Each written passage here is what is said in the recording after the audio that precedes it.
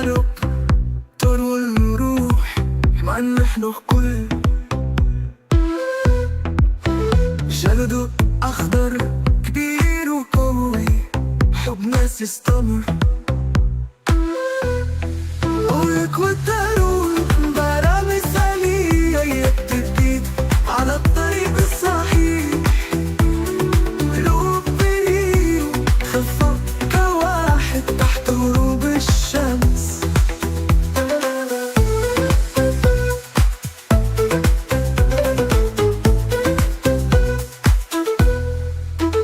في الغابة منزلنا الحلو، المغامرة تنتظر لما تجول بفؤوس ودولا سندافع، قصة حبنا بلا نهاية. ويكوترون برا مثالية بتبكي على الطريق الصحيح. قلوب بريء تخفى كواحد تحت غروب الشمس.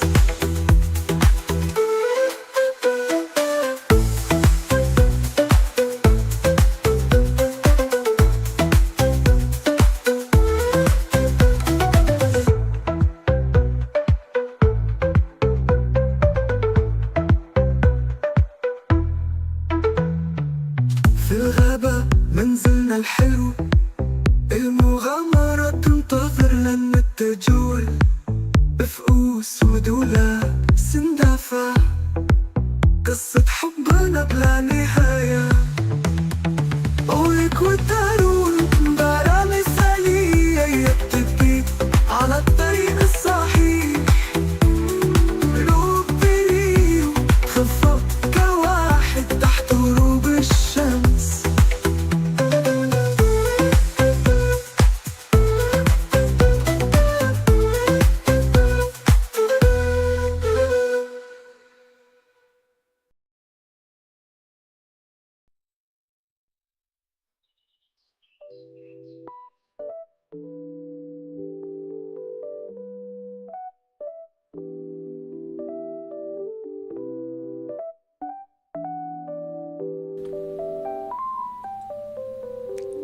Hey everybody. It's been a minute. It's been a week. I didn't feel like putting up my green screen today because I just didn't feel like futzing about with the chroma. So you can see a few of my Bulbasaurs back there. Oh boy. I hope you all enjoy. Oh geez, I left this up. Okay, that has no bearing on anything.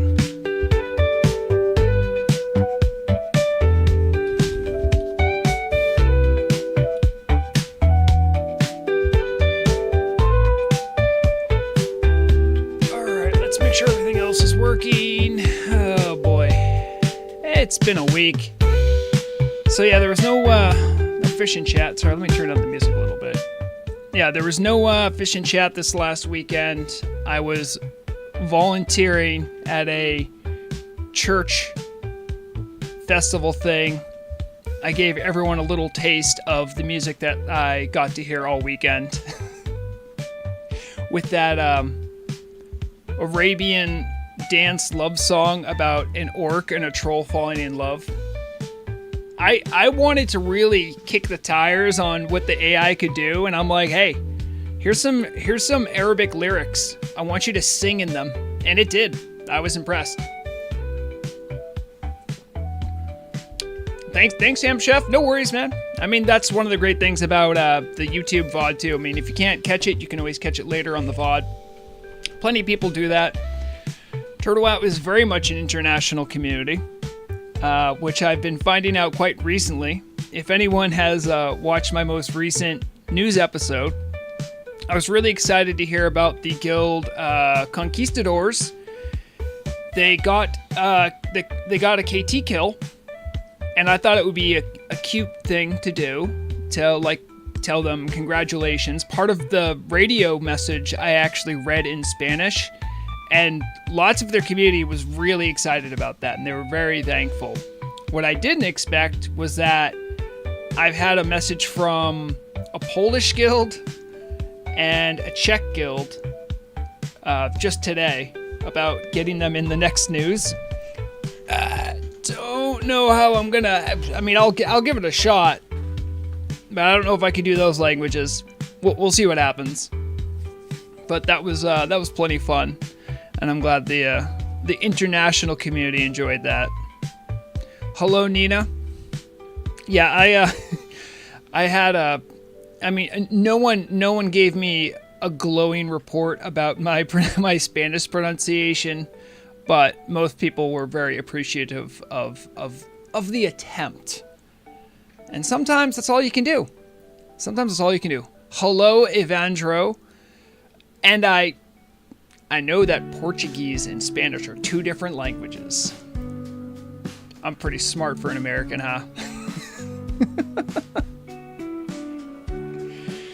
Although I think most of the Portuguese speakers I'm exposed to in America, I think most of them are Brazilian. I think that's right. I know in my dumb American brain they sound very similar. I'm sure they sound super different to you, but I can't help my my American education and upbringing. I'm assuming, like, okay, can you tell me, Evandro, and if you don't know, that's fine. I'm just curious, can Spanish and Portuguese speakers, can they kind of speak to each other, or are the languages too far separated that they can't, there's too much differences there? I'm trying to think if there's like a good analogy for English. I don't really think there is, but okay, so they can talk. I think the closest thing is like maybe someone who speaks like heavily accented Creole, like which is like, no, even Creole's like mostly French. So maybe someone that speaks like Gambit, trying to speak to someone from Scotland is about the closest I could think of. You can understand each other, but it has to be really slow. But no, I have a BA in English, so I studied all kinds of English. Unfortunately, I didn't study many other languages. I even studied Old English, which is like another language, but that's a whole nother ball of wax. Yeah, exactly. Very slow. So, welcome to anyone who's just dropping by, just saying hello. Normally on Tuesdays, I jump into Turtle WoW, and we do something. I usually leave it up to chat to decide what we're going to be doing. The only things I really had on the agenda to talk about, the bees under my bonnet, has been, I mean, very excited that the Turtle WoW web suite is back up. Actually, that's why I had that up. I just was on the wrong thing. So right here. So I showed this off before. So if anyone doesn't know, there is a talent calculator.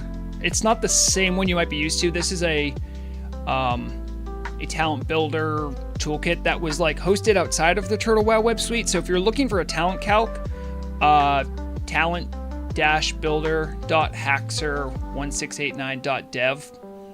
I've posted it before. If you need the link, just let me know. And of course, the database is back up, which is very exciting. Although I actually know there were some players who actually enjoyed the database being down, so they couldn't just rely on the database to look up stuff. Of course, I do have my Wheel of Misfortune picked out. I took away a few things. If anyone remembers the last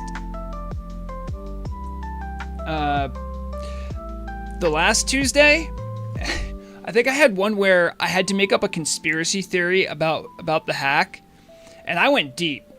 I've removed that one because I feel like we got all the juice out of that one we can.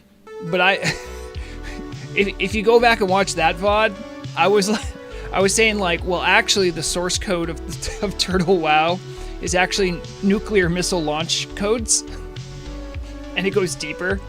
Yeah. So the only ones I've added here is redesign a Turtle WoW class tree. That's why I have the talent builder ready in case we need it. And design a class racial that doesn't exist. I just love doing that. So most of these things, though, are not really asides. They're things that will happen during my gameplay that will affect it negatively, affect it positively, or have no effect at all. Like feed Mandalore, my cat, a treat. That's not really going to affect gameplay. But, you know, RP walk everywhere for 10 minutes, that'll affect stuff. Megan X, I'm glad you enjoyed that one. Oh, yes, Daddy McLongnuts. Great name, by the way. Hello, Ricky Kings. Hello. Yeah, I don't know if you're the same person, but I did get a DM about someone. I'm just checking it right now. Stormwind Opportunity. I don't know what the LG stands for. League, maybe? I don't know. But they downed KT recently. Someone from their group or organization also DM'd me about, hey, if you can get us a shout out. I love doing shout outs. It's awesome. No leveling on the list? Well, I don't have leveling on the list because not everything we pick could have leveling. Yeah, it probably is. And you know, honestly, I've been there. I've done progression with Blackwing Guard. I did progression from Molten Core all the way to KT. And if you're there for the entire ride, let me tell you, even though 1,000 people have done it before you, it still feels like an achievement. It still is just, it's a great burden off your shoulders. You're like, finally, we did it. You know, it takes a lot of work. Hello, Ricardin. How's it going? Yeah, so doing a shout out's the least I can do, you know? And it doesn't have to be anything crazy either. I think the Polish guild that reached out to me, they have about 30 raid members. So they were excited because they got BWL done recently. They wanted to have a shout out in part to, you know, celebrate that, but also to let other people know that there is a Polish guild that's raiding. You know, part advertisement, part celebration. So I never mind. I never, you know, as long as it's not like onerous, as long as I don't get messages week after week from the same guild saying like, oh, we had a guy that you know, got Russell. I'm like, okay. Is that really newsworthy? Is it really? You want to take up airtime with that? You should have on the list join a new guild for weeks. Ooh. Yeah, I could. I'm trying to think. Obamsawin, Shibiji, and Vrograg are all in Blackwing Guard. I could put it. You know what I can put in there? I'll tell you what. That's a good idea. Slash gquit. No explanation. We'll add that one in. So if I'm on with one of those characters, I'll just gquit if I get that one. And for 10 minutes, the whole thing was that I cannot whisper anyone back from my guild about what happened. I just have to like be an enigma. After 10 minutes is up, I'll let them know that it was just for stream. I think that's fair.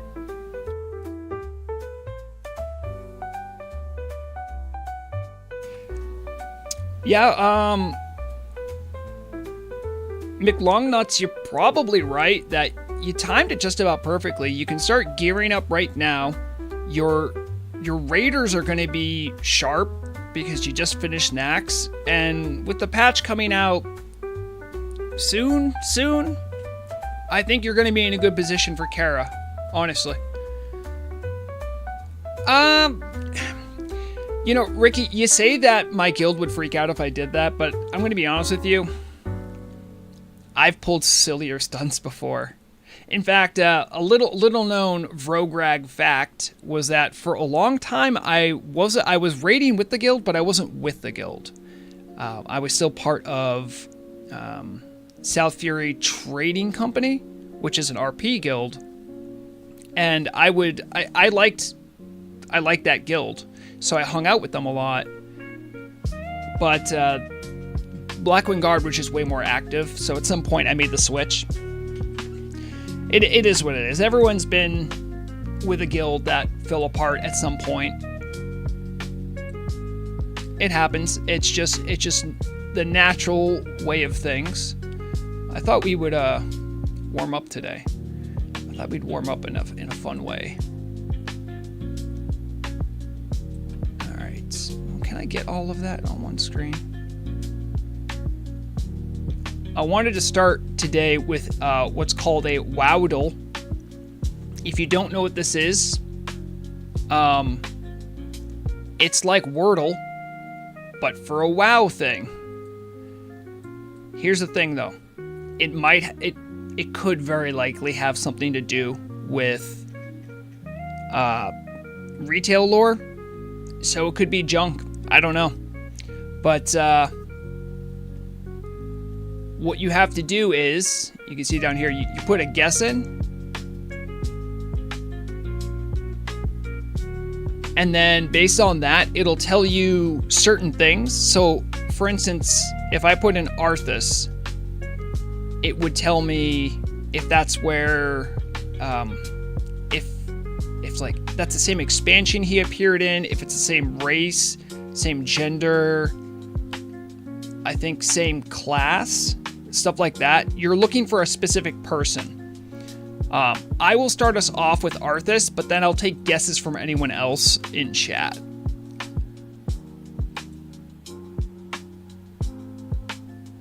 Okay, so we've done one guess.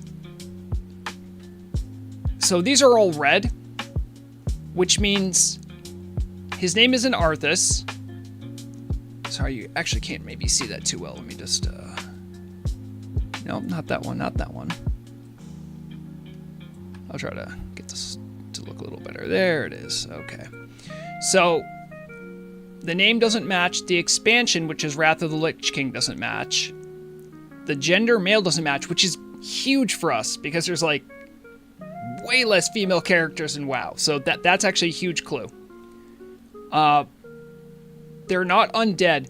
What you should know about races is that race, I've seen this before, can be like nil or like dragon. So don't always think in the way of like PC character design.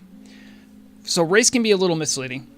Zone, Ice Crown, you know, it's going to be tough. We're just trying to find the name. And Class Death Knight. So we know what it isn't.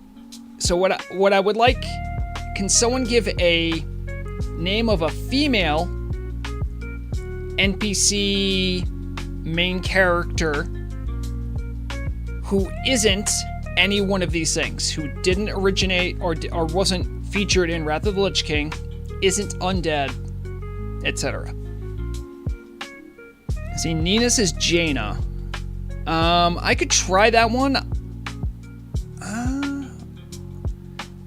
I suppose Jaina does exist in Classic, right? I'm not sure when it's going to count, but Jaina is at least female. So we'll try that. We'll try that. Jaina Proudmoore. Okay, so we know it's not in vanilla. We know they're not a human or an undead. And we know they're not from Theramore or Icecrown. They're not a mage or a death knight. The only thing we have is female. Now remember, it cannot be Sylvanas because I'm assuming they would be undead. So yeah, you have to think outside the box, right? We only, now, who else could it be? The only one I'm thinking of right now, well, it can't be Tyrande, because Tyrande was, I'm pretty sure it was in vanilla, right? That's right, it can be a dragon too. It can be a dragon.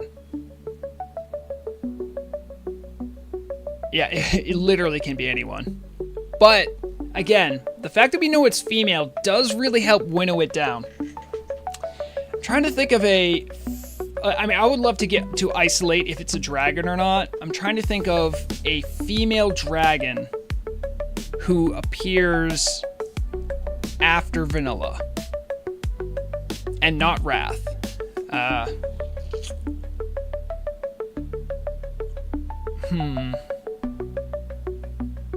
Oh, Alexstrasza maybe? Because Alexstrasza, I'm pretty sure is feminine, and Alexstrasza. We'll see if this works. Okay. Well, we know they're not a dragon. Chat have any idea? So we've also eliminated Dragonflight, which I guess is good. So wait, sorry. Jose, is this the orc girl? The orc human girl from yeah. Oh, what is her name? Garona. Good call. That's actually TBC. Garona half orcan. That's a good one. No. And so what we've gotten so far is that we know they're not an orc. Hold on, wait, hold up. Garona is half Draenei? I thought Garona was half human. Am I wrong? Oh, okay, I'm not gonna get stuck on that. We know it's not a rogue, a mage, a death knight, none of these zones, none of these races, none of these expansions. We haven't eliminated TBC. We have eliminated Kata.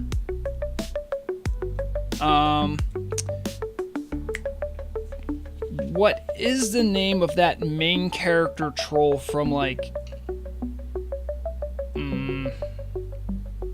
trying to think. It was the one that came before Battle for Azeroth. Like Talanji, I think. I'm gonna try to spell that. Princess Talanji. Oh, okay. But that's more information. It was Battle for Azeroth, by the way. My bad. So we also know it's not a troll. Or a priest. I'm running out of stuff. There was that dwarf princess, but she appeared first in vanilla, so we know it's not her. Most of my knowledge comes from vanilla, so it's like a female.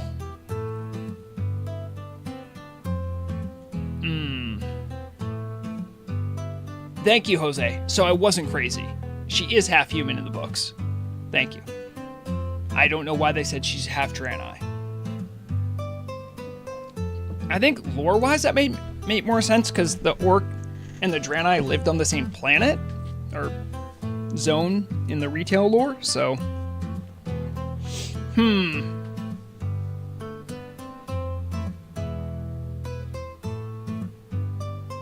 gonna ponder. Lady Taria. I don't know who that is, but I'll see if it's in there. I'll just type in lady. Nope. It's not even nope. Huh.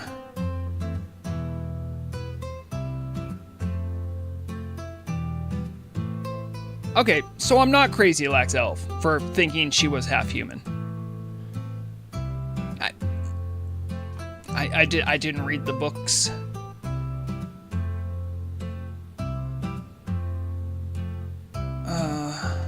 Wait, what happened? Oh, did it go away? No. Hey, who's Priscilla Ashvane? Nope. I don't know who that is. I'm guessing she's like a sister or something to Jaina. I don't think I'm gonna get this one, guys. Oh, Ploxian, if you know, by all means. If you have, I am inviting backseating. In fact, I am staring desperately at the backseat. I think it resets every now and then, but we have eliminated a lot. Ilaria? I think Ilaria was in vanilla though, right? Oh wait, no, she was in TBC. No Value Productions Look at that. Yeah, so, okay, I was incorrect. I thought... Hold on, wait a second. Ilaria was in TBC, right? Or was that the other Windrunner? There's 3 Windrunner sisters, right? I'm trying to... Yeah, there's 3. There's Sylvanas, who's the leader of the Forsaken. And then one of them does like Void Elf stuff, I think, with some time travel shenanigans. Is that the one I'm looking at here? But I thought she was in TBC because you go to that Hellfire Citadel area, and oh wait, no, they were gone. They were gone at that time. Yes, she's okay. All right. Yeah, you know what? I just watched the Platinum WoW video like a week ago about Ilaria. That's why I'm like, I feel like she was involved in TBC, but I mean, she went through the portal with the kill squad, like including Khadgar, to go deal with the portal from the inside, except her and Terralion just like got sucked into some like time nonsense. I don't know. All right. Good job, no value production. Unless you cheated. If you cheated, thank you. You look very smart right now. Your secret's safe with me. You should check out the boss that Ashvane turns into. What is Ashvane? Is this a... Hold on. What kind of thing is this? Is this not Turtle WoW? It's not Turtle WoW. Don't know what to tell you. It doesn't even exist in my mind.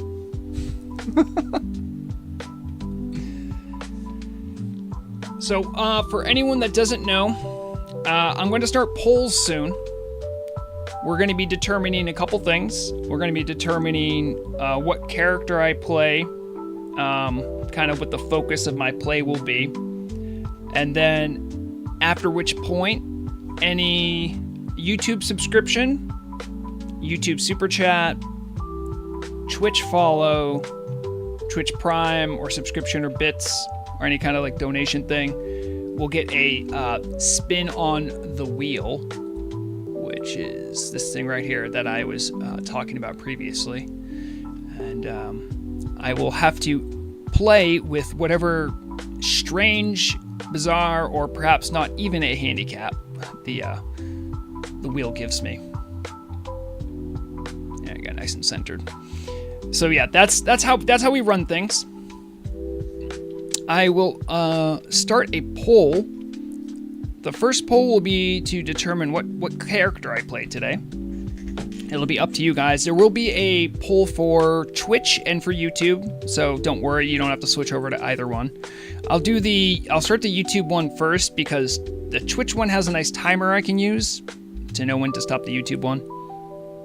So make sure to vote if you care to have a voice in what I'll be doing.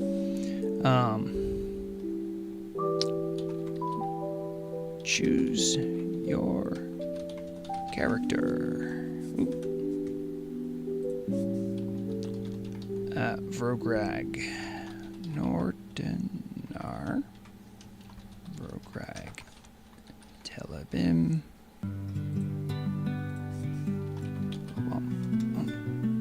Swin.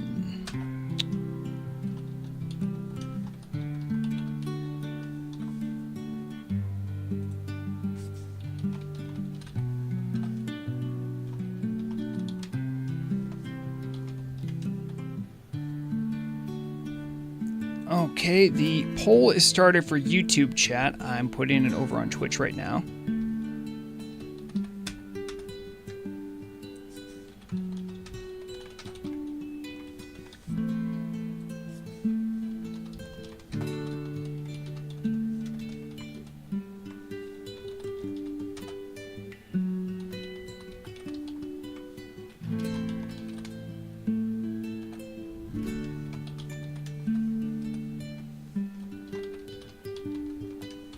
After we pick the character, also we'll decide the activity, so to say.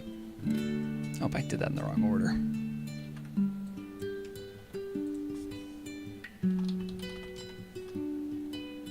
think I did that in the wrong order. Yeah.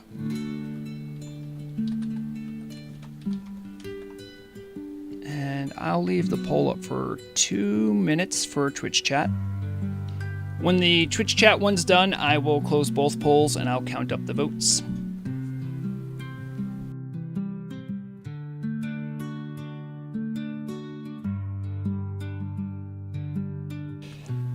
Yeah, if I go on Telebim, full disclosure, I'm gonna be leveling because I'm level 30 something, I think. Pretty sure. It's been a minute.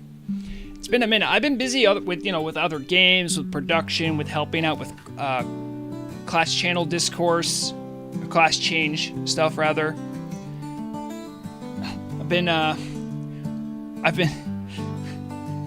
I don't want to get too far in the weeds, but I've been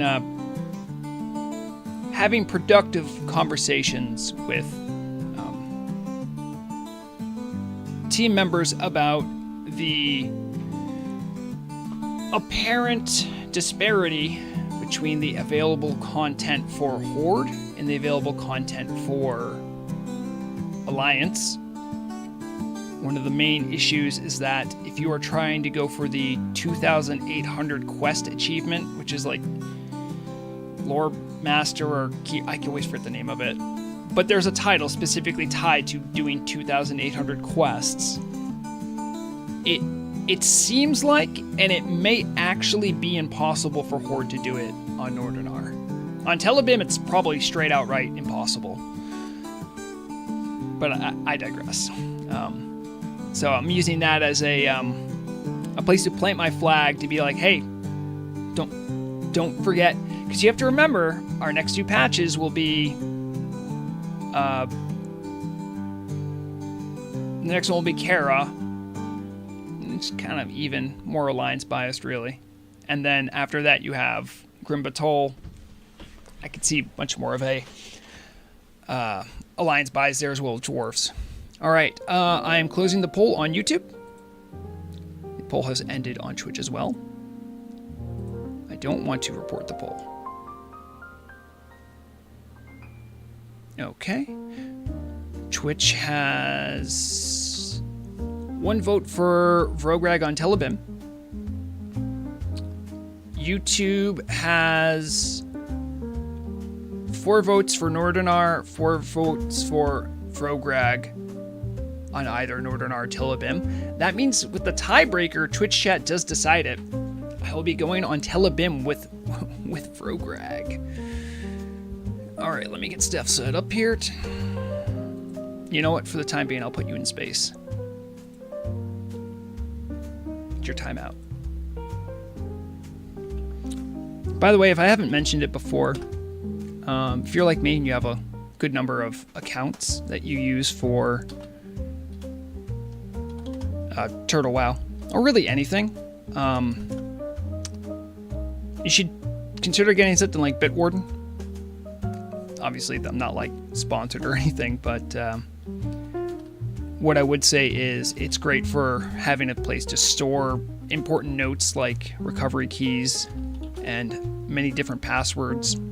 If that kind of thing is something you like to keep handy, I use it and I found it pretty helpful. It was a suggestion by Sonic, friend IRL and on stream. You might see him in here occasionally. I think it's this account. Yes, it is.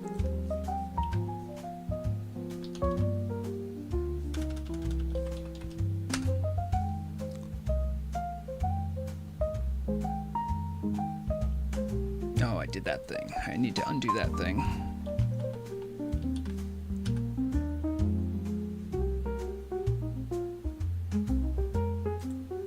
I am logging in, but I have to change my setting. I like to run it in a windowed mode for the purposes of stream. So I have to log in on another character and then change that so it doesn't break everything on stream.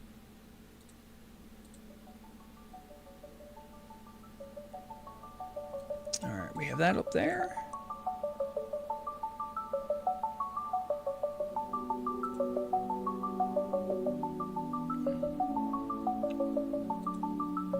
Changing realms.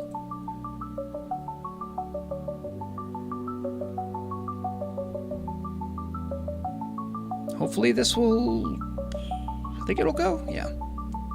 Yay, there it is.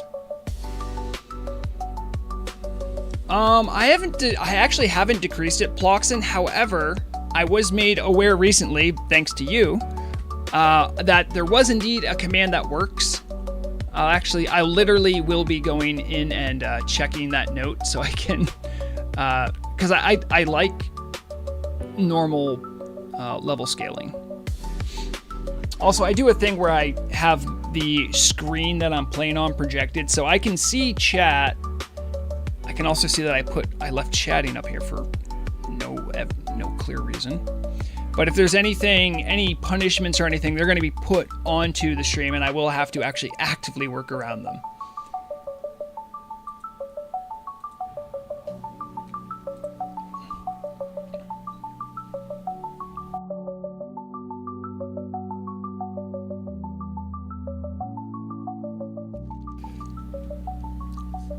Nina Felwich says, my paladin has lore keeper, and that was way easier. Is that the 1700 threshold quest?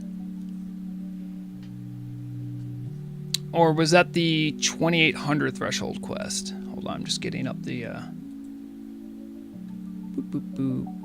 Come on, where's the command? I know you posted it here. Oh. .xp mode space 1. It was in my script from... Alright, let's see if this works.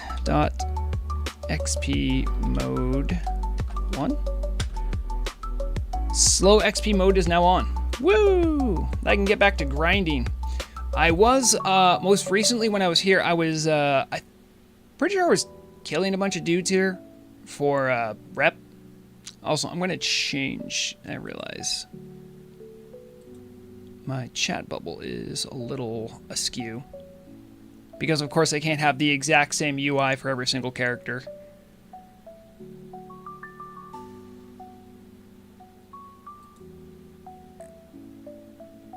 Why is chat back? Why are you like this chat background? Why are you like this?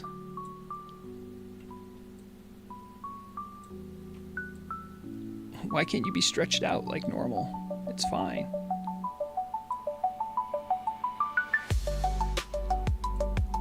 Okay, see, like, look at this. This is just a square, right? It should be able to be stretched. It that makes no sense. Okay, then it matches? Okay. All right, I think now I gotta make it a little smaller. And then stretch you out. And then condense you down a little bit. Nope, not that way. We'll get it. Hold on. We'll get it. All right. I think that's okay. You can see a little bit of my in-game chat. I try not to have that visible just in case someone whispers me or something, or someone says something vulgar.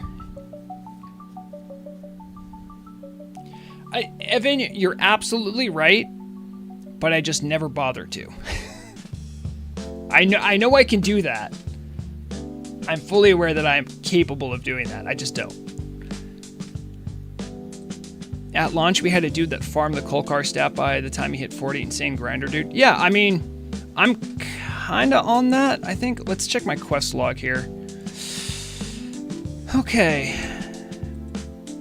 I need to reach honored reputation with the Gelkis Centaur. When complete, all right.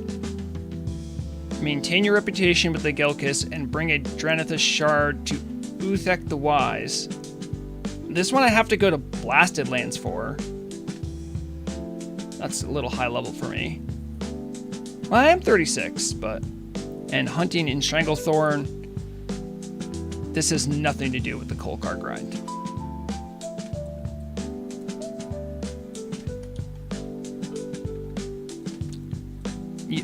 So, Nina, are you Horde or are you Alliance in asking that question? Because I have bad news for you if you're Horde.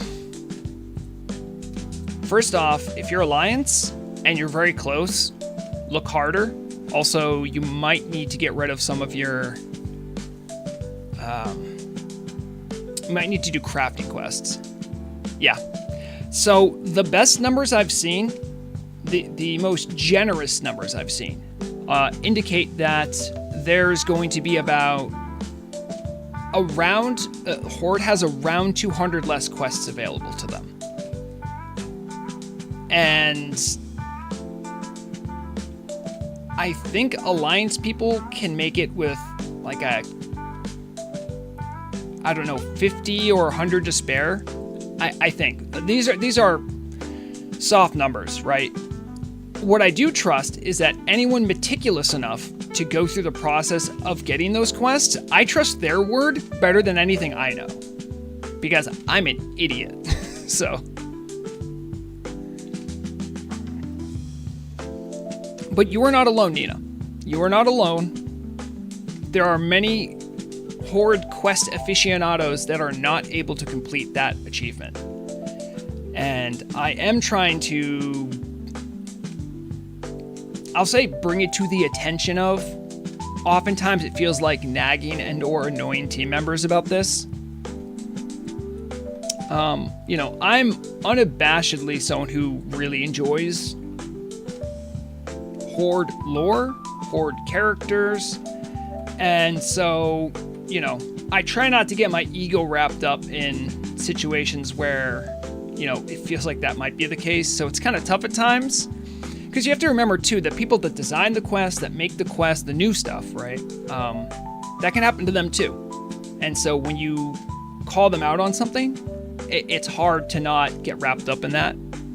So it is difficult to talk about, because while there definitely has been things provided to Horde to sort of even the scales, I think to people like myself who really care pretty passionately about the Horde lore, you kind of leave with a feeling of it was kind of empty or half-baked or kind of like eh. And then, you know, whether it's a grass is greener on the other side situation, or if it's just more times put in, it's hard to say. You know, and you can't really say those things without sounding too accusatory. But it's something that I think a lot of people on the team would take personally if you were to say, like, you know, you don't care about the Horde, because that's hyperbolic and not even true. But I think somewhere between those kind of extremes of there is enough things for the Horde to make it equivalent, and the team doesn't care about the Horde, I think somewhere in the middle is where the truth really is.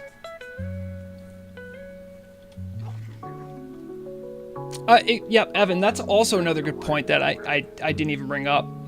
The Horde does start at a content deficit. There's just, not only is there less lore established for Horde, there's just less quests just in base vanilla. So to just catch up Horde, you're already working uphill. And, you know, things can't be 100% perfect. They never can be. But I think it's the duty of the team to do their best to make that happen. I can't see I have a bunch of junk I need to sell. Great. I didn't. Well, good thing I have a bot. Sorry, I have to actually look at my... Sorry, hold on. I'm hiding for this portion. I'm hiding for this. You guys can't see what I'm doing. Hello, Turtle Wow Terrain. Good to see you again. Oh, that did not get rid of it nearly as much as I thought it would. I gotta keep herbs, right? I'm gonna go ahead and say I don't need the Kodo Rustler boots, because they're cloth. I can't wear mail. I might want to auction house that, though. Oh, I have something to show you guys. Part of the questions, one of the reasons why I'm doing that particular brand of Centaur for the rep, early on, you get this. Now, to the uninitiated, getting a stat stick this early, like in the level 30 area, is kind of a big deal. This gives you 6 agility. However, it is a thrown weapon. So I have to make sure not to run out. But 6 agility at this level is ridiculously good. So keep that in mind if you're a hunter. Well, actually, hunters probably wouldn't want this. So keep it in mind, feral druids? Maybe warriors? But certainly rogues. This is awesome. 6 agility, stat 6 thrown weapon. Use Bulbasaur, the power of love.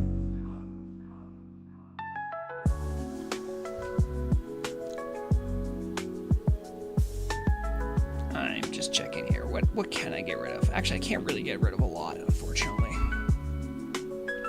Oh, that's right. So, yeah, if druids can equip it, it's pretty much just for rogues then, huh?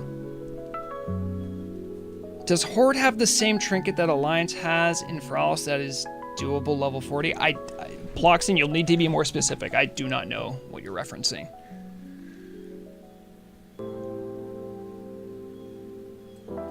Dang. Oh. Ooh, I want to keep Grave Moss. Oh my goodness, I want to keep Grave Moss. I don't need Mystery Meat. I think Elemental Air is used for turn-ins with the Kolkar. I need that for first aid, I think. I don't need this. Should maybe... I could try putting some stuff on the auction house.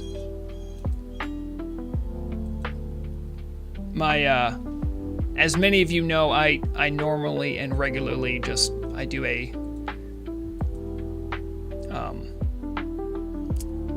I essentially pretend like Turtle Wow's Blizzard, and I'm paying for a subscription. So, I had some coins, so I got some of the nice things.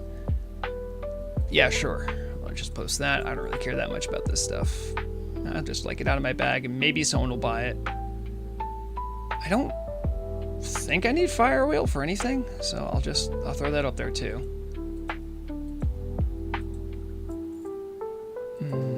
Maybe someone will want this. I really don't know. Oh, come on, put it up. Oh, you need a price, huh? Just go for like 90 silver. I forgot that it will do that if it doesn't have any other price to work off of. A little jade. Wow, that's dirt cheap. I mean, whatever.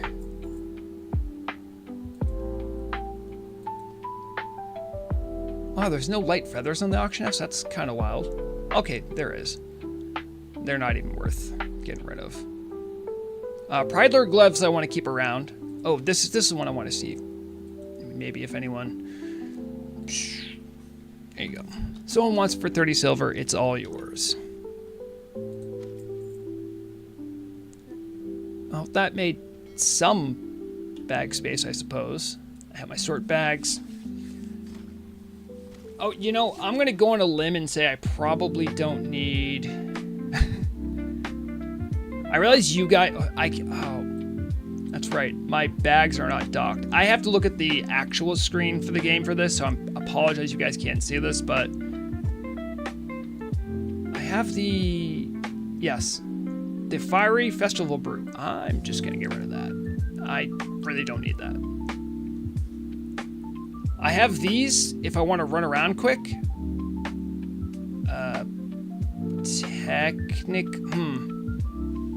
I think I have the Night Sky trousers because they have agility on them, even though these have more armor. And this is for swimming. This I probably should have also put on the auction house, but I digress. Why are your PFUI character face icon is static? Because I don't like when they're animated and I forgot how to disable them. I was able to find where they were to actually stop them from moving about, but I forgot the rest.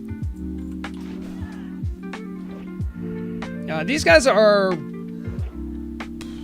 pretty beneath my level. But I think there's... I vaguely remember I want the next tier of reputation. Where is it? It's yeah. I think I want to get honored because there's like some item I think I want. Oh, Jose, sorry, I missed that question while I was doing add-ons, doing bank stuff, and that is AUX, AUX. It's one of the auction house add-ons. It's the one I've used pretty much since I've been on Turtle WoW. Remorseless Wasted is so painful. It is, but you know, that's on me for getting distracted. Also, I have poisons. What am I doing? Probably put Deadly Poison on one of them, and I'll put Crippling Poison on the other one. So that way, when they try to run, they'll be slower. I think I put 1 point in Remorseless just because I think it's fun. It's not great, but I think it's fun. It's almost like you get a free crit the next time you fight a guy. What do I want to do here? Yes. Get a kidney shot. That way you can't net me and run away. Yeah, you kind of are. Some mobs don't run away though, so those are nice. But usually the ones you want to go after are the ones you can pickpocket. And a lot of times the ones you can pickpocket are the ones that want to run away.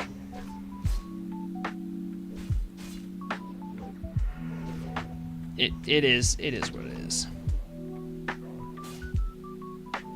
I really have to remember to do slice and dice. I'm very excited though for, I don't know what level it happens at, but I really can't wait to get Flourish. I don't think I've been back to Ogremar in a minute though.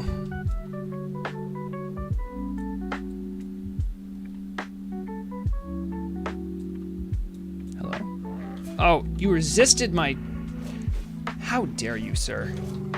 Resisting my... Do you know who I am? You can't just resist my pickpocket. I'm but a poor rogue. This guy's gonna run away. Oh, he's slowed. See? See how slow it makes you? You know what's crazy to me? Crippling Poison. You have to get into melee. It's not even a guaranteed hit. You have to hope it procs. And the slow it gives you, still not as good as a Frost Mage Blizzard. Improved Blizzard. But still, it hurts. You know, Ploxin, that's not true. There are some humanoids that will stay still. They're usually cultists or idiots. That's how I classify them. If they're dumb enough, great. What is with the resists? Does anyone know if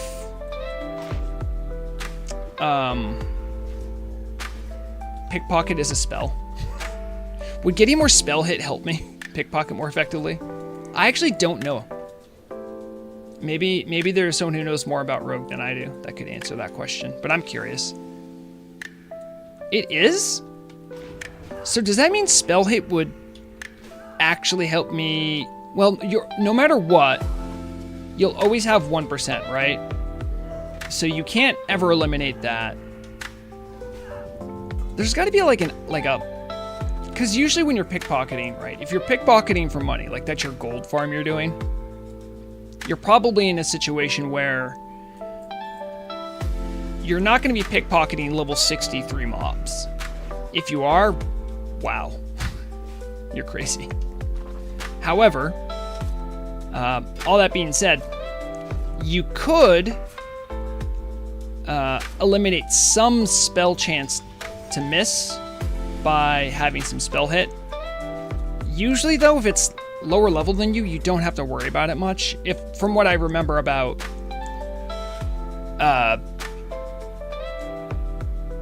mages and casters, right?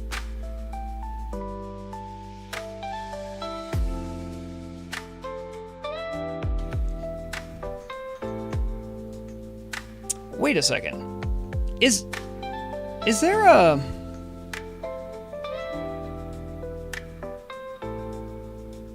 Yeah, I think the first raid bosses you can actually pickpocket, they're all in Nax. Because rogues are allowed to pickpocket undead. Everything else is... Well, actually, no, sorry. The salamanders and MC, I think, count as humanoid. I don't know if you can pickpocket them. I don't think I've tried. Well, that's something to keep in mind. Yes. Look at that. 15 on... What is net guard? Does that, like, disable me or something? I'm kind of confused. Also, for anyone curious, my build, currently I have 1 point in remorseless attacks. Pretty standard boilerplate combat swords build so far. Yeah. I'm put points into deflection and riposte. I personally feel like it's a good investment and makes you a lot less squishy. And if you can disarm something and hit them with riposte, it's really good savings on your damage. Not only are they much less likely to hit you hard, but riposte hits pretty hard for the energy you spend on it. I think it's only, what does it say here? 10 energy. That's, oh, dang it. That's what happens when I'm not paying attention. But that's pretty good for 10 energy. It does a, don't let it happen again. I kicked that one. Attack deals 150 weapon damage. That's, again, that's pretty good. Neither form of plus hit will affect the pickpocket success. Really? Now, Evan, I appreciate you looking into that, but we do also have to understand that this game runs on VMangos. So while you might think that's the case, I would have to ask someone like Balake or someone who knows VMangos well enough to know how to look. Because VMangos and any other private server that runs off of it, they pretty much just... They did their best approximation of what they thought of how it, like, how they think it works in a lot of cases. So I wouldn't be surprised if pickpocketing was based on spell hit.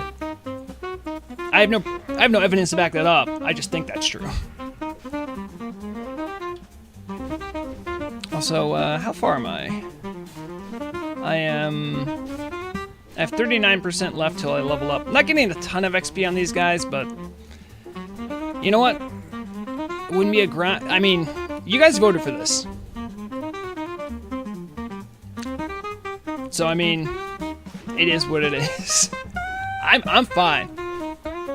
Does any of you think this is boring? I'm letting you know that this is your fault.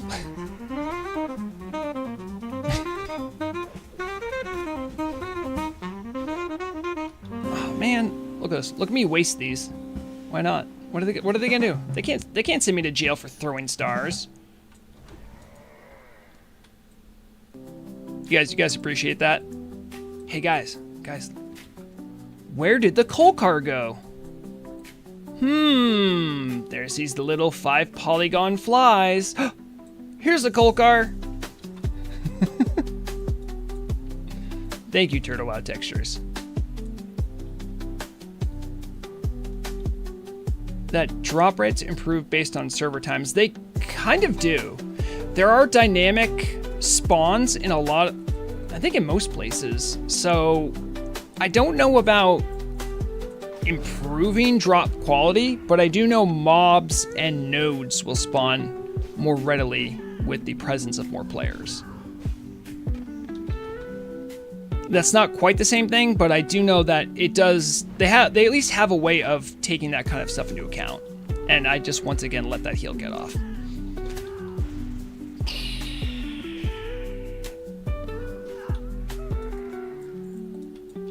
Do I have any scrolls? Scroll of agility. Let's go. Let's go. They can't stop me now. Actually, let's get a food buff while I'm here too.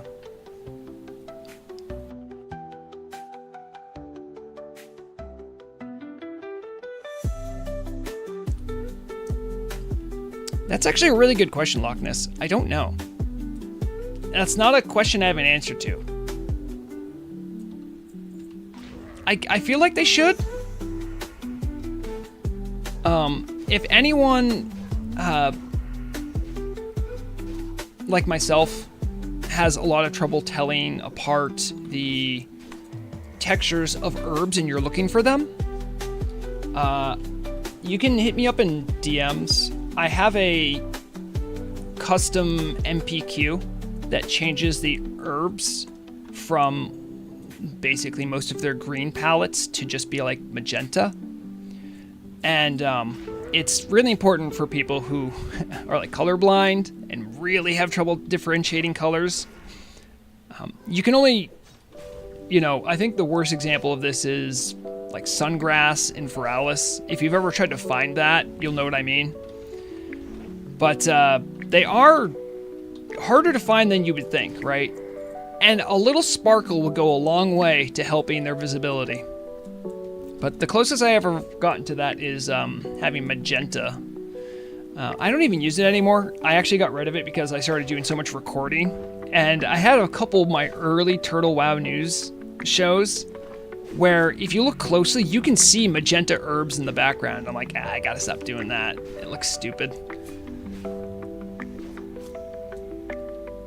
Because even though I would have a GM camera, it still uses the same MPQs to render everything, so you'd still see it. That one Elite Ogre and STV with 30-minute respawn timer needs some changes. Doing that quest is always frustrating. I don't know what you're referencing, but I'll take your word for it. Okay, watch this. I'm gonna let the lightning bolt go. No, yeah, and then I'm gonna stop the healing wave.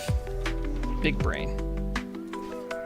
All right, how are we doing on rep, huh? I mean, I know I probably shouldn't watch it constantly, but I feel like that hasn't moved much.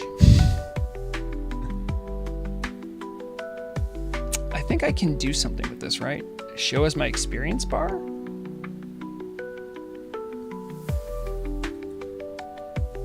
Will that work? Oh, it shows up over here on my UI. Neat. Is that gonna... Yep, it does fade, okay. Dev make node shiny sparkling. Yeah, why not? It's... I don't know if it'd be difficult. I don't think it would be that difficult. Although, knowing their arcane client they use, I mean, anything. No, don't do Lightning Cloud, you jerk. Get out of here with that.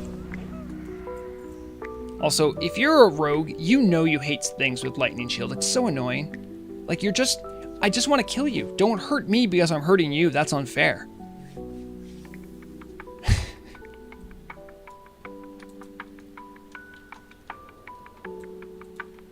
Yeah, I think the Wind Chasers are the ones that do the, Oh, it's the other ones with the Lightning Shields. Things that hurt you every time you hurt them. Oh, did I get away with that? Kinda. There it is.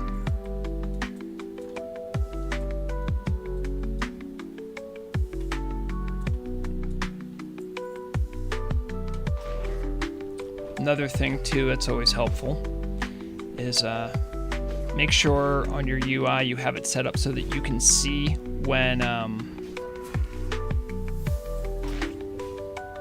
your energy tick is going to replenish.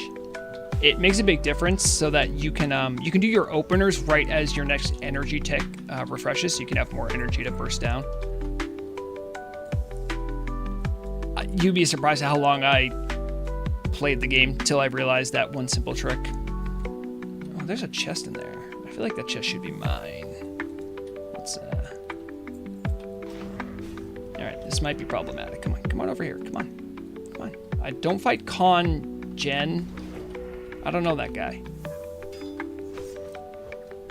I'm gonna know him soon though, I bet. Okay, alright, I see you. Blade Flurry, we'll throw on Orc Racial. Oh, is Blade Flurry still active? Yeah, it is. Yeah, hit the other guy too. Yeah, you'll love to see it. There, it's Slice and Dice. Fortunately, this guy's only a level above me. There's also there's a rare elite. He might be dead by now, but I like died 3 times trying to kill him. He is way overtuned for this zone, like many of the rare elites you might find that are custom to Turtle WoW, but I want to kill him. And I told him, after he killed me multiple times, like, I'm coming back for you. I don't know when, I don't know how, but I'm going to do it. Oh, what the heck? Okay, I guess we're popping evasion. What the heck was that? That guy just came from nowhere. Here, you can have a bleed, I guess. Yeah, see, I knew he would run away. That's why I gave him the bleed. I don't know if it's going to be enough to kill him, but... of course it won't. Alright, fine. Take your licks. Yeah, I'll drink a potion. Man, like, a whole bunch of things just came at me all at once. Look at the lasting power of a true rogue. Really hope I don't die, though. Yeah, these doggos are no joke.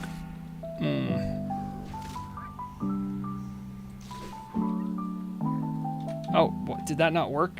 Oh, that didn't work, huh? Get some man. Really? That's all I got? Oh no, this is bad. I'll try to burst him down.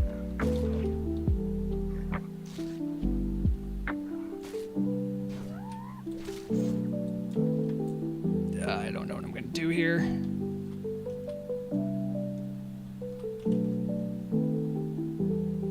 Yep, I'm in trouble here. Okay, he evaded. That's okay. We survived. I'll eat my wild hog shank now. And look, I still have my 5 combo points on him.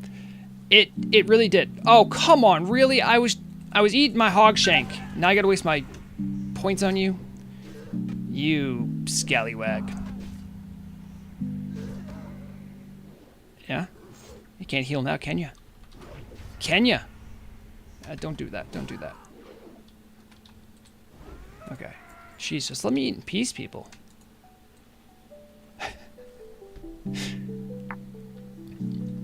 Well, that was a bit of a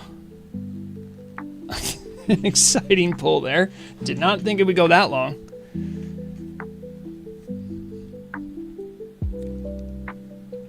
I wouldn't have died, but in that moment, I did forget that I had Vanish.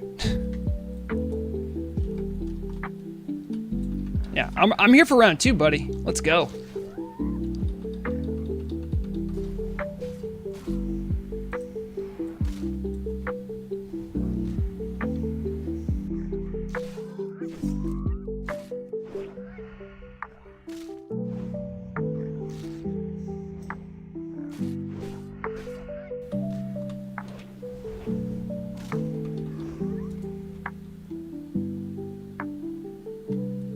I will say, those hyenas, a little stronger than I thought they would be.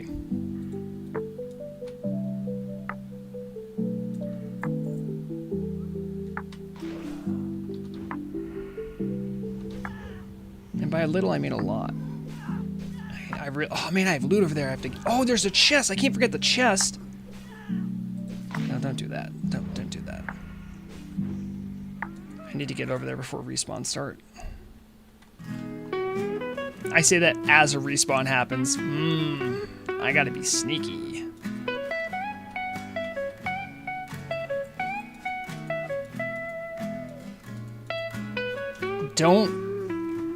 It's useful for who, Ploxin? What recipe are you talking about?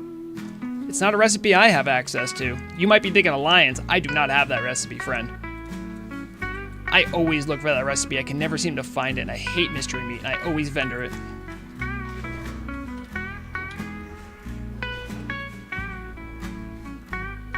You're gonna watch me vendor all of it.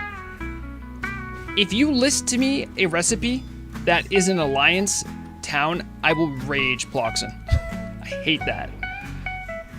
It's like I think there's like clam meat too. There's like some kind of clam meat, some tier of clam meat that like is only good for Alliance.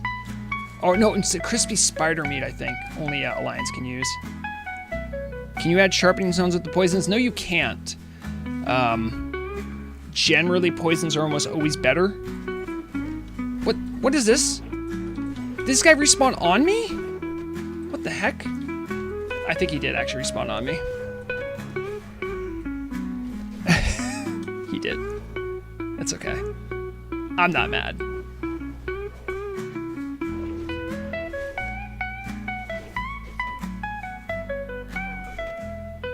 My weapons are kind of dog water for my level 2, but I haven't done any dungeons here, by the way. I just haven't, because I've legitimately enjoyed just chill leveling. No, Dragon Breath Chili is not ally only. The hard part to get from that is not the mystery meat, it's the small flame sacks. Any raider will tell you that. Mystery meat's a dime a dozen. I bet you on Telebim it's probably even cheaper, but it can't be that expensive on Nordinar.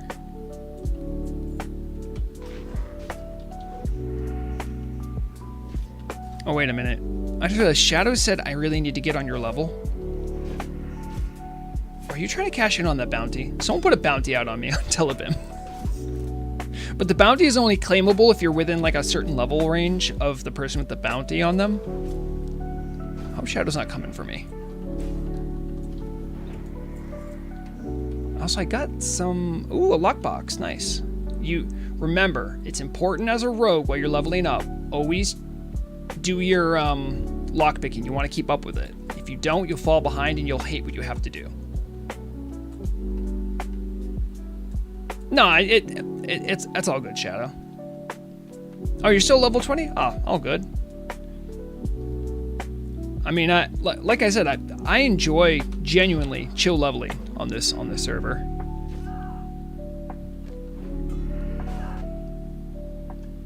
Wait, you need the meat?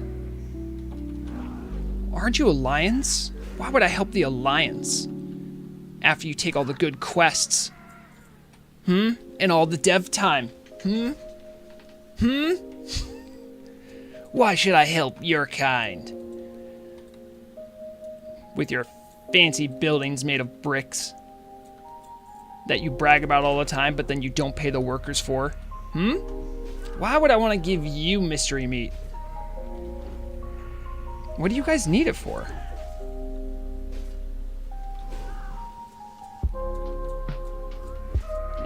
Is Nax that tough? Oh, not Nax. AQ40?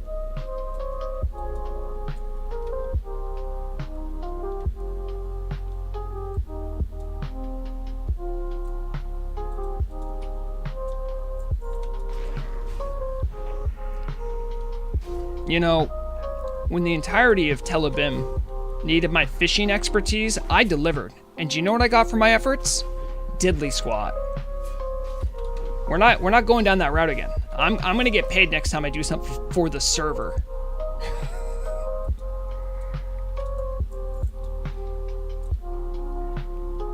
Look, there's that guy again. I bet you I could take him if I knew he was coming, right? It's gonna be way easier because I'll have all my cooldowns. All right, go look that way. All right, check this out. Check this out. Boom, boom. All right, we're gonna pop evasion, pop this. All right, we got blade flurry going.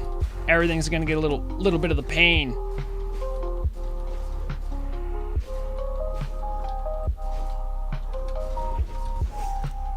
Yeah, look at that, look at that. Yeah, you can't. Yeah, you don't like it, do you?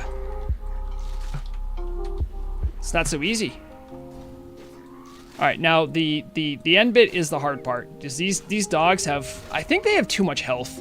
I don't know what it is, but they're like walking HP sponges, and I am not okay with it. All right, I'm gonna do that and finish you off, and then move on to your buddy here.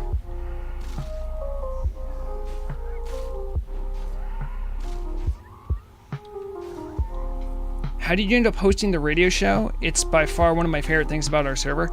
So AI Anarchy, hi by the way. So it was I mean, if I was to break down the process, back in June of 2023, I started just making news programs for the server. I'm not a part of the team, still not a part of the team. And I just did that as a way to inform the community about things that's going on, and also to act as a kind of community. The heck is a syndicate emblem doing on this side of the world? Sorry. So I started there as a sort of a community news orc, if you will. I did that for about 6 months weekly. Somewhere along the line, the Turtle Wow team liked and appreciated a lot of what I was doing. And I was also involved in doing, there was like a survival guide for the most recent patch that came out back last October. And I was contracted to make a survival guide video about actually I should use instant probably. So yeah, I was contracted to make a survival guide video. I made that. That also gave me some level of access to know about like what was coming up. And one of the things that they disclosed to me that was coming up was that they were going to be having in-game radio. And I said, wow, that really lines up very well with what I do, right? Because I do in-game news. But even back then, the in-game radio was still a very new concept, and they were testing stuff out. They didn't know exactly how they wanted to roll it out.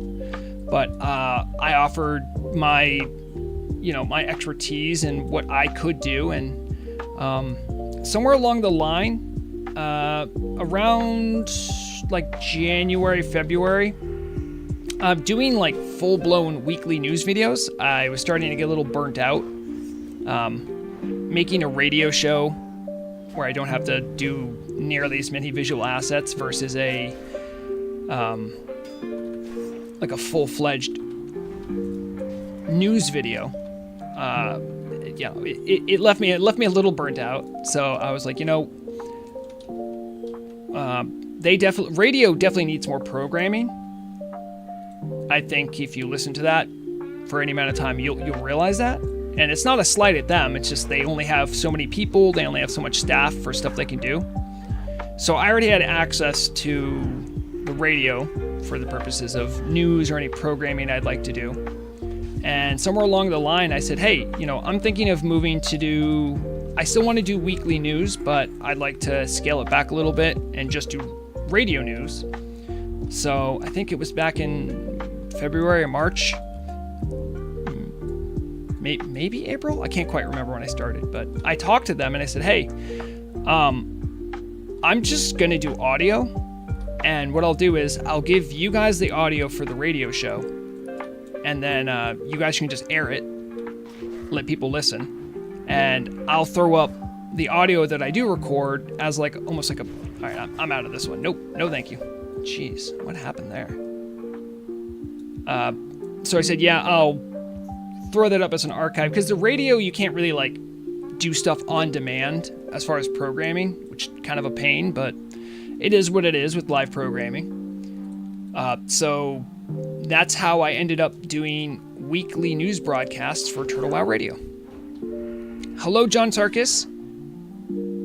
I'm also, I hope you listened to my whole explanation. I know it was long-winded, but I really appreciate the fact that you enjoy it and that it's something you like about the server. It's certainly a labor of love at times. Like there's definitely times when I'm like, I don't want to do it right now, but I owe a lot to the community. I've had so much fun playing on Turtle Wow. There's so many great people here, and it always feels like a way I can give back to the community that's provided me with so much fun. And it also is kind of like a way that I can let other people experience some of the fun that I've had. So ultimately, it's kind of like the least I could do, So that's how I ended up doing it, and that's kind of where I'm at. I normally still do a monthly, like more proper news video. This last month, it was a big, like, study about the hack that happened right around the turn of the month. So it was one of those big news stories I just couldn't avoid.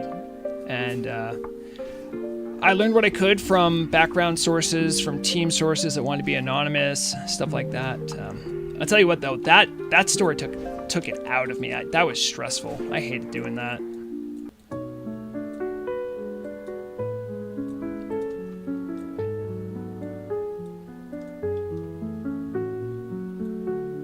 Oh, you know what? Ploxin, you're right about last October. It wasn't the last patch, but it was, that's when I did the survival guide video, was last October. For, I don't know, it was like Gilneas and, was that Lower Tower? I can't remember now. Come this way, I don't want to pull Con Gen again. He's a jerk anyway. I gotta keep an eye out for those. See, look, there they are. No, don't run away, don't run away. Look at these guys right here. I don't even want to fight them, because they're actually, in my humble opinion, more effort than it's worth. But look at these. Oh, I ran out of lockpicking skill to gain from these. That's a shame. Still would like to know why the Syndicate emblem's all the way over here. Does the Syndicate have relationships with these guys? I don't know. Alright, what else do I, oh yeah, I should probably... I think I have... Hold on. I think I can make some of these. Strong Troll's Blood needs Briar Thorn. I don't have that. Maybe I have some in my bank. I should probably not do this right here. Okay, let's see here. Briar Thorn. I am fresh out. Let's keep this here. Oh, come on. We gotta run away again. Elixir of Defense, I can make a few of those. That wouldn't hurt. I guess I'll make some of those. I do have some of my cooking recipes lined up. But... Sorry, I'm looking up there because that's where the monitor of the actual game is. It isn't blocked by all the other windows I have open.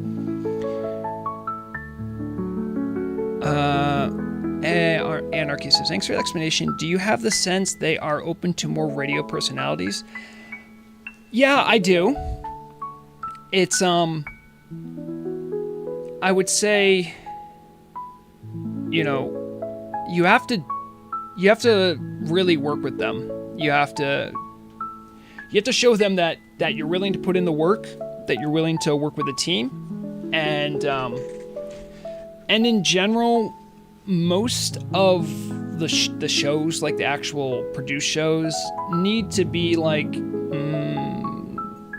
PG, maybe PG-13 at the most risque. But you know, if you do have any genuine interest in doing stuff with the radio team, I would say contact Acalix. If you have like a portfolio work you want to show off, that would probably be the person to show it off to. You know, if you have, especially if you have something in like the audio space to show off, I think that'd be great. That's the kind of stuff that they look for. Yeah, we'll just make a couple of these. I think actually, well, hold on. I think I have some of these. I do. I'm so dumb. I shouldn't be allowed to play this game sometimes. But here we are. Yeah, I still have Troll's Blood Potion right there. And another Elixir of Defense. I'm gonna end up with a lot of silk.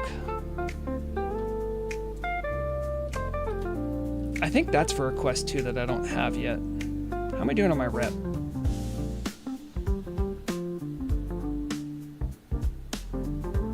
That number's gone up, right? Is there a quest I should be doing? Maybe there's a quest I should be doing. I can't remember now.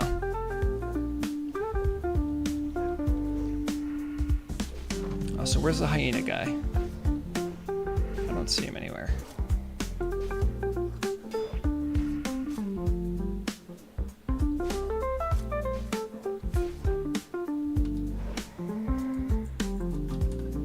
Yeah, I don't see the hyena guy. Hold on, wait, don't you run away. Don't you run away. Check that. You guys are gonna blow your mind with this blade flurry. It's gonna be great.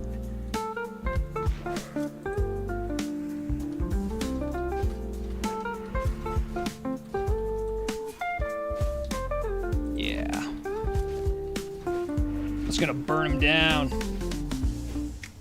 I'm gonna pop evasion for safety because they are starting to hurt. And blade flurry is almost up. Oh, it's already done. Dang it. I really wish the cooldown on blade flurry was shorter, just so I could like participate in cleave groups every now and then and raids. It would be nice. I'm not even asking for like fan of knives. I'm just let me cleave just a little bit. You know, let me hit one extra target. It's okay.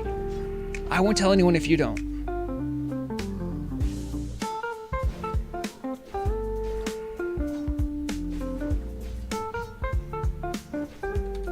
Yeah, you know what? I think there actually is a quest, and I'm just not literally didn't pick it up.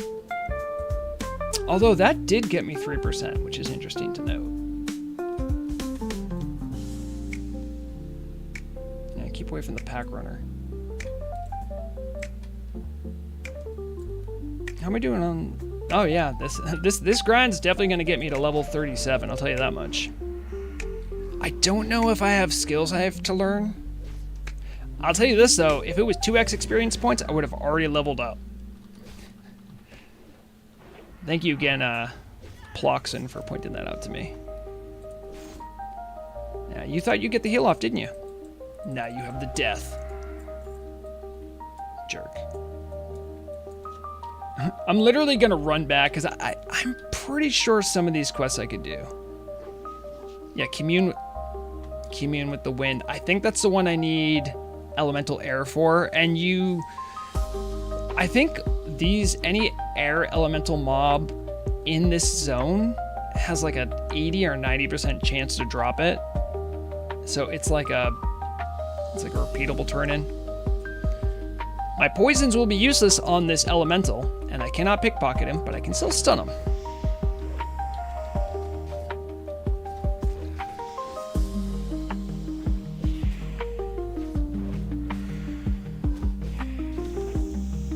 Yep, see you luck right there. I got another elemental air. I wish elemental water was this easy to get. But they did say they were, I think they indicated that they were likely going to add some alchemy cooldowns for elemental earth and elemental water, which will be good relief for those who want it. If anyone knows about there's an alchemy cooldown. It's like 10 minutes. You need Heart of Fire, and it gives you 3 elemental fire. It's really useful. It's hard to get because it's like a rep grind with the Thorium Brotherhood to get it. So, is that an elite? Oh, that guy would clap me. Oh, I also have mail. Maybe I should... Did I always have mail? Maybe that just came in. I got 16 of those airs too, so maybe I do want to start turning those in.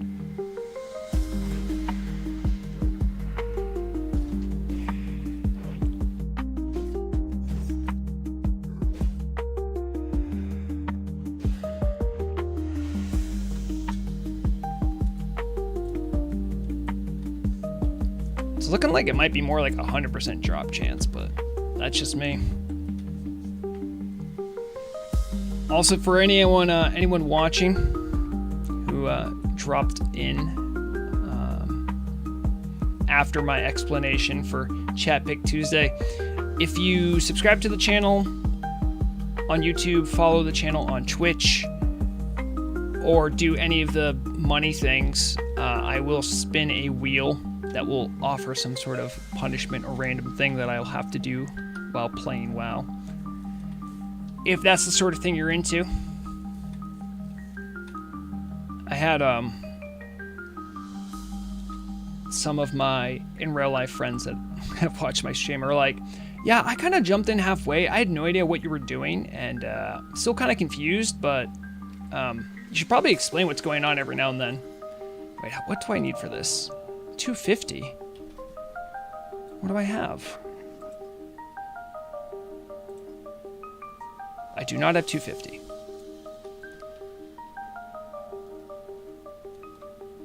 Oh, you caught me again. That's great. Yeah, generally, when I can, it's normally going to be Tuesdays and Saturdays. Sometimes Wednesdays. When I do Wednesday streams, it's usually because I'm playing something else. I like to showcase other games. There's a lot of other stuff that came out recently that I wanted to look at. There's a new patch for Voices of the Void, which looks enticing. Although I'm gonna admit, I heard some horror stories, like the kind that actually get you scared, not like the it's a bad game. Don't even know if I want to play it because it sounded like they added some more really terrifying things in there. I don't know if I want that. Anyone who's like a long time viewer might remember when I did. I played a ROM hack of Fire Emblem called Anderon Saga, made in conjunction with some of his friends, a YouTube streamer named Mangs. I like Fire Emblem. I am not like a longtime fan, but I just enjoy it. I kind of found it a little later in life, but I still had fun like playing what I've been able to. Anyway, they released Anderon Saga, this really cool ROM hack, custom story, everything, last year. It's been about a year, and to celebrate the anniversary of that, they put out a randomizer for the ROM hack, which I thought was pretty cool. So I'm gonna give that a whirl. And what else was I thinking about playing? I tried firing up Rogue Trader again, but I really want to get into it. I'm not like, I just don't have the hours. I just don't. Rogue Trader's great, and that reminds me. Last night, Murag saw a notification. Cabru. Just a second. Wave. Murag was playing, and you get those notifications on Nordinar when someone gets like an achievement for completing the hardcore challenge. There was someone named Omnissiah who's become immortal. I have a screenshot of that. I'm like, screenshot it now, please. I'm not online. I was very excited about that. All right, now where is this? I want to turn in this stuff. Is it you? Commune with the wind. Okay, you need 12? Yo. No, it's not a weird suggestion. I've played even less graphically intense games like Cataclysm: Dark Days Ahead. Project Zomboid does seem like something up my my speed. Hold on, wait. Oh, that gave me 200 rep. Let's go. Wait, where is it? That wasn't as much rep as I thought it would be. Oh, there literally was quests here. I'm so dumb.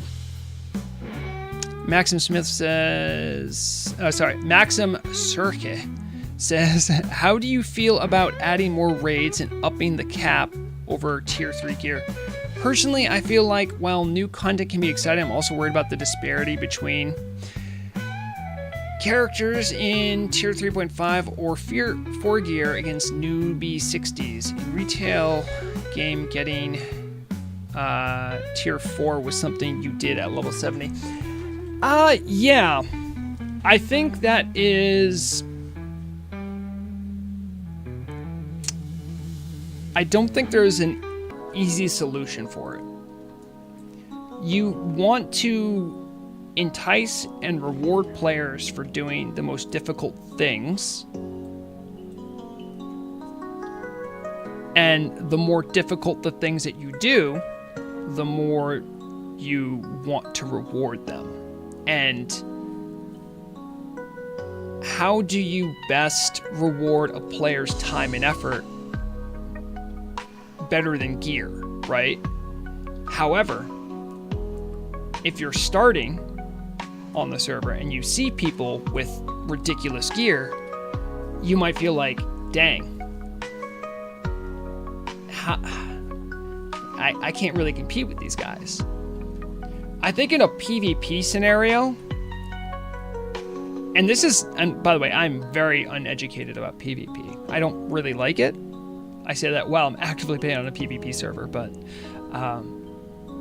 I would say that I don't really know how to best address that.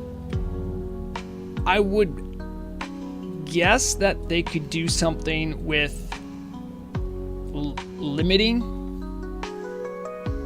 the strength of that gear in a way, or have there be some kind of break points where you can't get more from that. But even I, a lowly glue sniffing PvE player, know that there is a difference between going to a battleground in pre-raid BIS in tier 3. And then the difference is pretty stark. So I think the problem already exists, and I think it's one that it's difficult. You want to... I think the game itself wants to progress as part of a storyline, and they definitely have done... I often talk about Turtle WoW as expanding as a sort of like a plant growth. And much of the expansion up until this point, up until 1.17.2, has been what you would call sort of horizontal growth. The spots that didn't have content were filled in more, and there was more options for players at lower levels.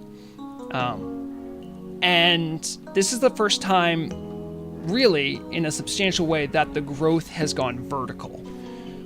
And I don't think there's a perfect answer, if I'm being perfectly honest.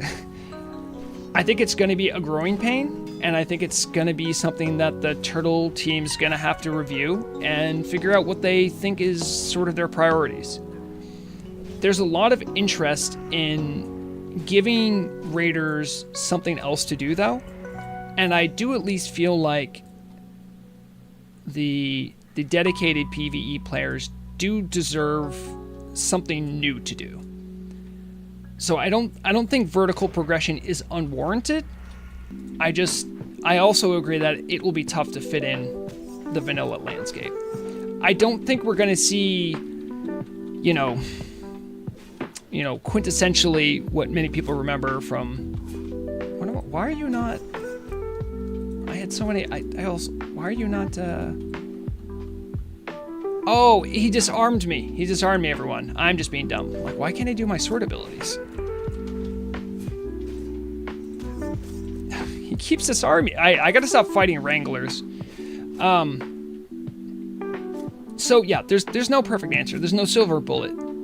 But I think you can get somewhere healthier by listening to your players, and as a community, wow, look how much one disarm messes me up.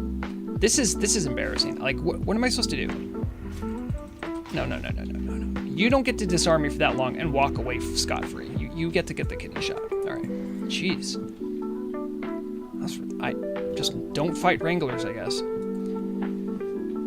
All right, sorry. I'm going to catch back up with chat. I know I was vamping there for a little bit.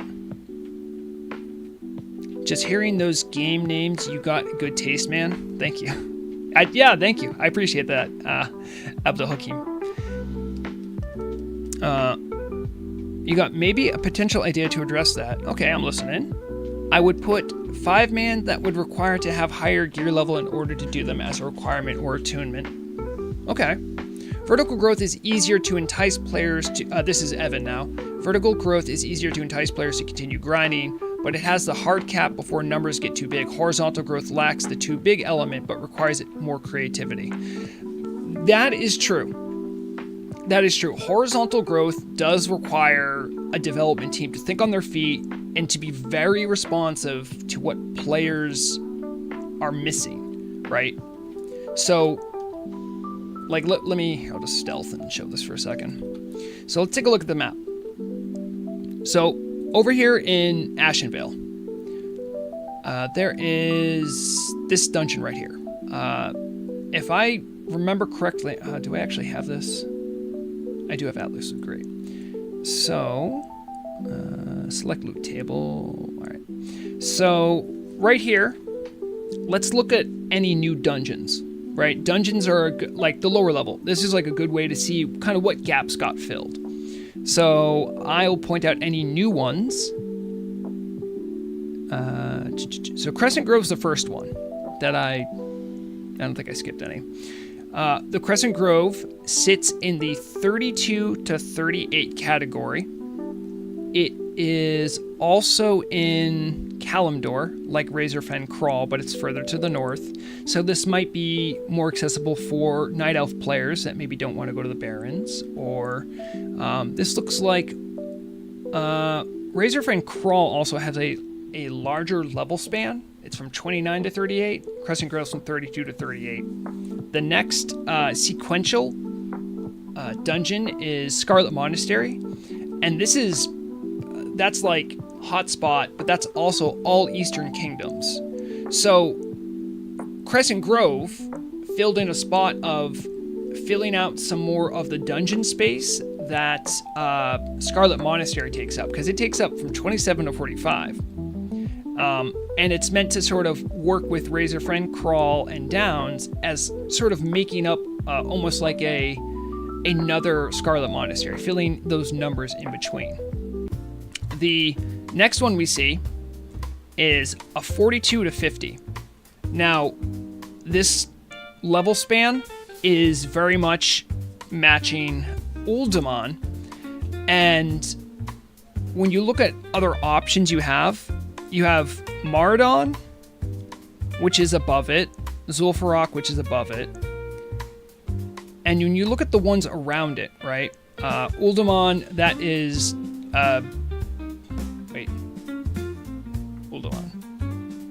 Uldaman, that's Eastern Kingdoms. Gilneas City is Eastern Kingdoms, because that's south of Undercity. Mordon, that's Kalimdor. Zul'Farrak, that's Kalimdor. Sunken Temple, that's Eastern Kingdoms. But you see, that's at a 50 to 60 level. So Gilneas City sort of fit hey, this continent doesn't have a dungeon sort of like in this level span to sort of match what's over on the other continent. So you can see, like, that's another spot where it filled a need. It wasn't like, hey, let's make another 17 to 24 dungeon, you know? I mean, those are pretty well covered, and those are on 2 different continents, and they suit their need pretty well. When you look over at the high level stuff, you have Karazhan Crypt and I'm forgetting the name of it. Okay, wait, it's gonna come to me. It's the one with the dragons, the time dragons. Oh no. Why am I forgetting it? Oh no. Does anyone remember the name of that one? Why? Black Morass. Black Morass. Did I get it first? Oh, thank you. Also, Hateforge Quarry. So, for low level 50 stuff, for that transition from 50 to 60, Zul'Farrak's always there, but Hateforge Quarry also helps that transition. And if I'm going to be real, Blackrock Depths is very long, and it's very big, and this can also help break up some monotony of that. Also, another thing to note, in Crescent Grove, Gilneas City, in Hateforge Quarry, Karazhan Crypts, maybe less so with Black Morass, but all those other dungeons I mentioned, even Storm and Vault to a certain extent, they kind of expand the story that's there. They let you know more about what's going on there. How many times you've been to Ashenvale and you have all these quests you do that involve the Furbolg, and there's no like denouement, there's no like great moment of like a climax to that story. It's just everywhere you go there's more sad Furbolgs. Well, Crescent Grove acts as like a place to sort of give that story some sort of conclusion, perhaps. Even that might be too simple, but it continues that, and it shows the interactions of the demons and the Furbolg. Trying to think, Gilneas City, obviously, right? There's tons of story elements there. How long has that wall been up? That's, in Silverpine Forest, and there's like those refugees outside who are just like, yeah, the guys in Gilneas locked us out. Like, that fills in more lore. So like all those things are horizontal progression.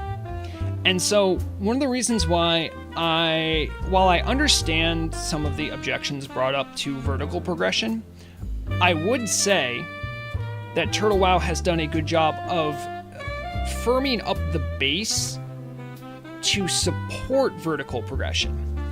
And my hope is that with every piece of vertical progression, we'll get also additional horizontal progression, more.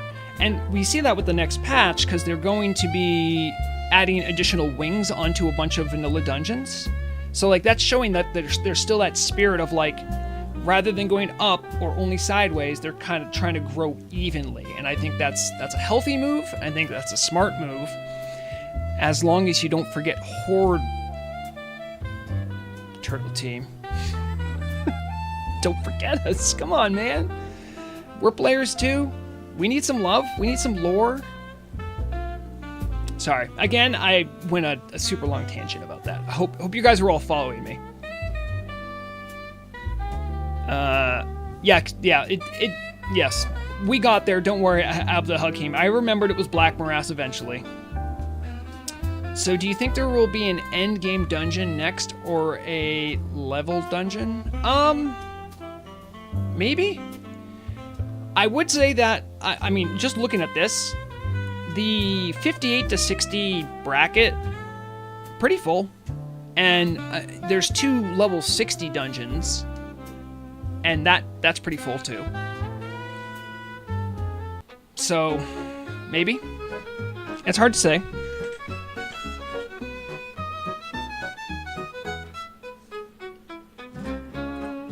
Wait, that's a scout. What's the kind I said I don't want to fight? I think the scouts are okay to fight. They better be okay to fight.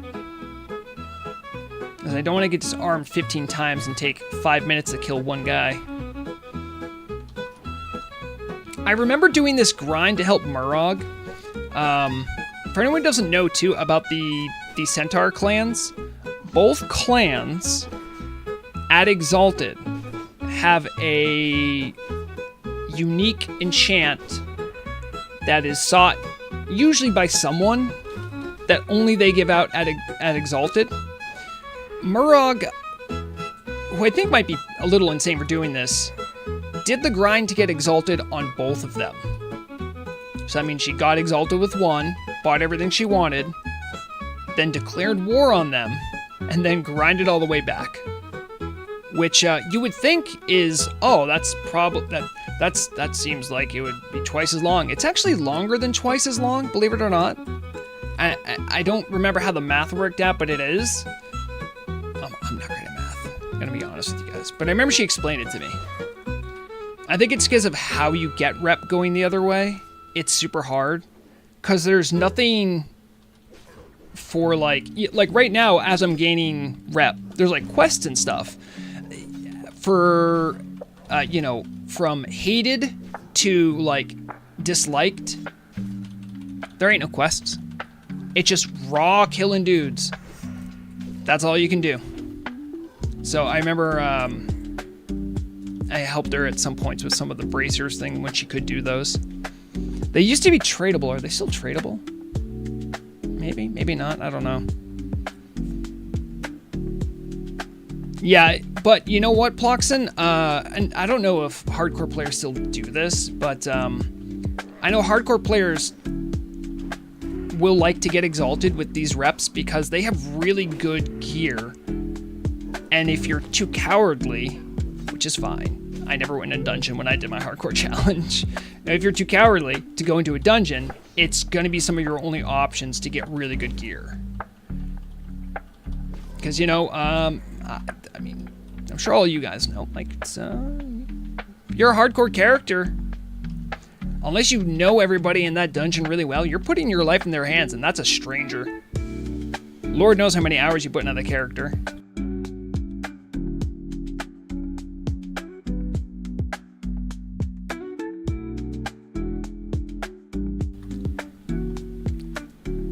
Do you think revamping the less guested areas helps? I guess to a certain extent they do. Yeah, I could see that. Ploxen saying MCBW.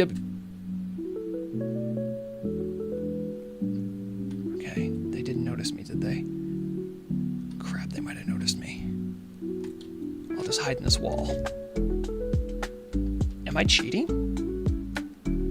Guys, does this count as cheating?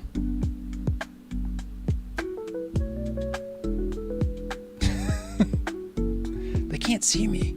I'm invisible. I mean, I am stealth, but I'm also invisible. Alright, Twisted MTG said, nah, you covered yourself in dirt. I respect your opinion, and I think you are smart and handsome and or beautiful, and I thank you for saying that. I'm going to let all that paladin stuff just kind of... You know what? I'm gonna take a quick break. Take a quick break, grab some additional water, because I'm just about done mine here. And by done, I mean I think I want a soda. I'm done drinking the water. Alright, be right back. I have to remember to... Where is my camera? Ah, there it is.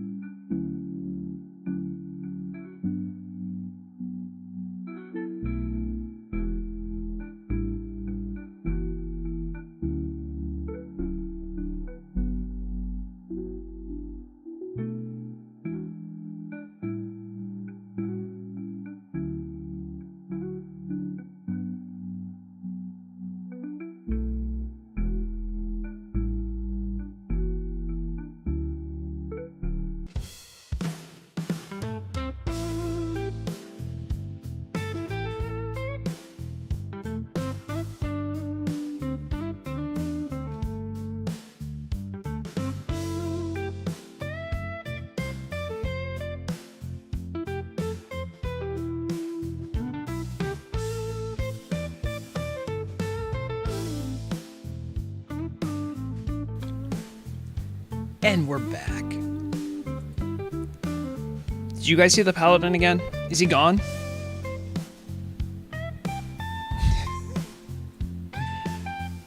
He'll never find me.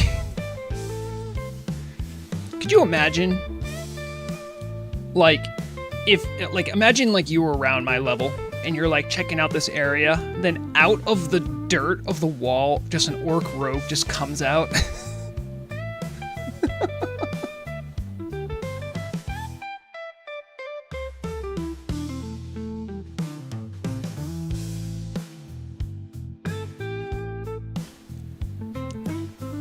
Yes, Evan, I see your comment too. Yeah, that was actually, I'm multi-classing Ranger. Okay. The Maulers are the ones that I don't want to fight because they disarm me and are super annoying. Or is it the Wranglers? I'll take on a Spellcaster. I'll do that all day. Oh, see ya, Ploxin. Thanks for hanging out. Yeah, this is, I am aware that this is the prescribed method of grinding rep, I believe. But I only need... Where is it? Yeah, I only need a little bit more. Also, I got another quest I can do. Wait, this is the one I have to interrupt. Did it not? Why didn't that work? Oh, kick takes a lot longer until you're higher level.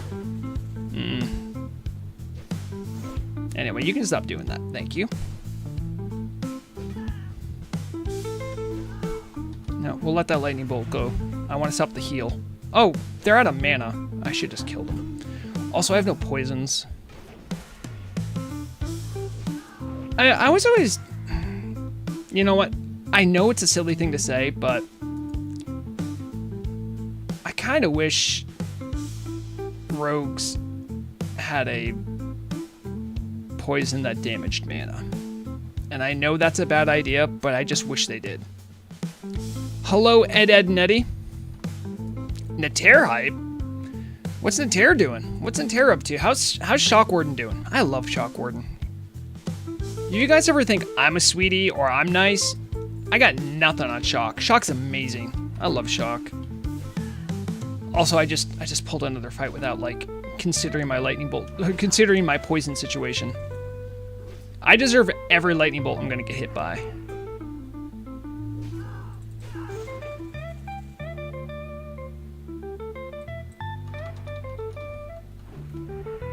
Okay, I know there's a heal coming. I'm gonna stop it. There it is.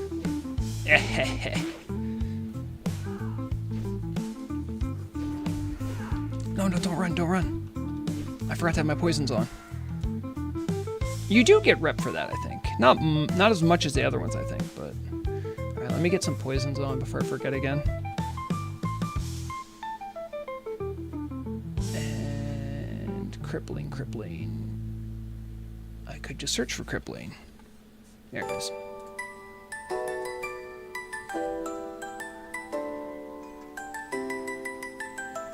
Do I have any buff food left? I don't. That's a bummer.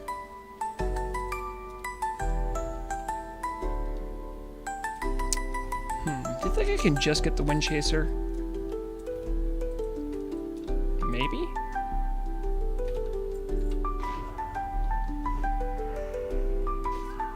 I can drag them if I do a spell interrupt here. Yeah. Then they have to melee me.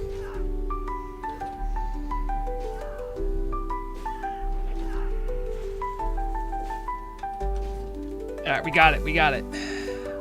I remembered how to kick heals. That's a little close. Yeah, these guys are a little strong for me. If I go out the other way, where's that gonna put me? Yeah, that's not so bad. It doesn't all be by the Kodo graveyard. Maybe I can pick up some grave moths. Oh, Ed, I'm happy to hear that, man. I'm glad you can chill. I love nothing better than relaxing, playing some Turtle WoW, and it's even better when you get to do it with people that are cool. You know, what could be better in life?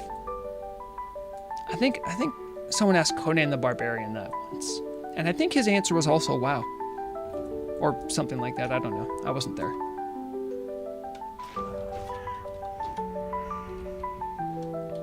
Yeah, Shock is also legitimately tanked, I think, every boss in Nax that you can conceivably tank.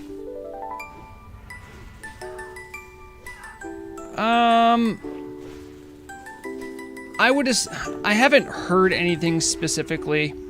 Also, Spigot, I do want to say that if I did hear something specifically, I would tell you that I can't say. So, I haven't heard anything.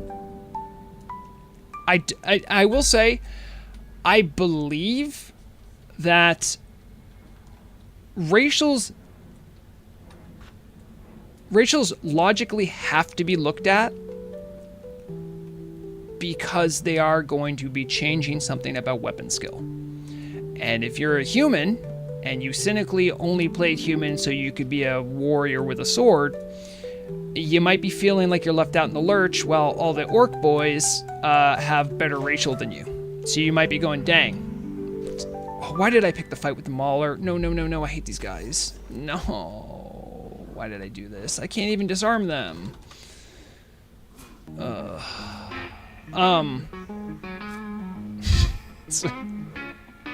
hate this. Oh, he's done all except Hagen?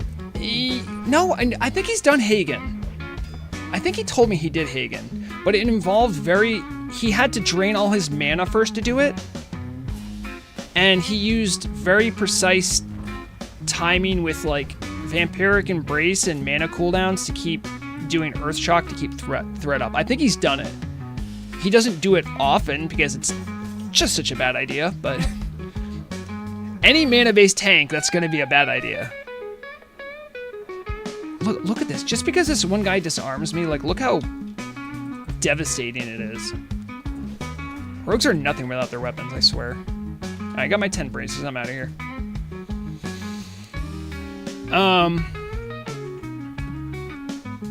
I will say, personally, enchanting specialization kind of feels silly for goblins. I'm not saying that they also should get engineering, but enchanting? Wait, no, they didn't get enchanting. The High Elves did. Didn't they? Yeah, Chemical Super Freak, I think that's alchemy, which I can see that more so, but... no, I think... No, a weapon chain is an enchantment, not a weapon enhancement, Evan. So I would be okay. I could still put a poison on. They are different.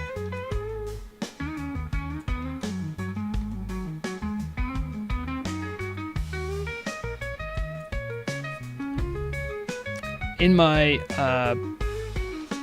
rogue tank set, I personally believe rogue tier 2 gloves are the best gloves to have as a tank. You want to make because the shoulders, I'll get to why this is relevant. The shoulders and the boots are bis, no matter how you slice it. They have tons of agility and they have a dodge on them, so they are bis. The reason I say the gloves are best, there are some pieces that give more avoid than those pieces, but the rogue tier 2 gloves just have an ability on them that says you cannot be disarmed. And you can see why it's important not to disarm. Like, literally, rogues are nothing when they don't have their weapon. I feel like warriors can at least, like, block stuff. You know? If you're a rogue, you're just like, well, I guess I'll die. You do have an offhand weapon, but offhands don't really hit very hard, and you can't use your abilities with them, so... Yeah, I would say... I believe that not weapon racials. I think all racials are probably going to get a once-over. I don't know what that means. Genuinely, I don't. And I don't know what they're planning. But I know the ones that have weapon skill are probably going to be receiving the most review. I think there's still going to be a latent advantage for those races that have a weapon skill. But I don't know how big of an advantage that's going to be anymore. I don't know if it's going to be less of an advantage or if it's going to be something where, like, you know, if you want to get to the same level of sword skill as a human, you'll have to go a different route. Like, you'll have to get some kind of book or something. I don't know how they're doing it. But those kind of things seem to make sense. Like, that would be sort of a logical conclusion. But within that, you also need to look at some of the stronger racials, because if you are changing how powerful weapon skill is, you also need to review how powerful the other racials are in a raiding scenario. PvP, I don't know. Again, I don't know much about PvP, so I don't know what they're going to be doing. I don't know how you balance for that. Your guess is good as mine.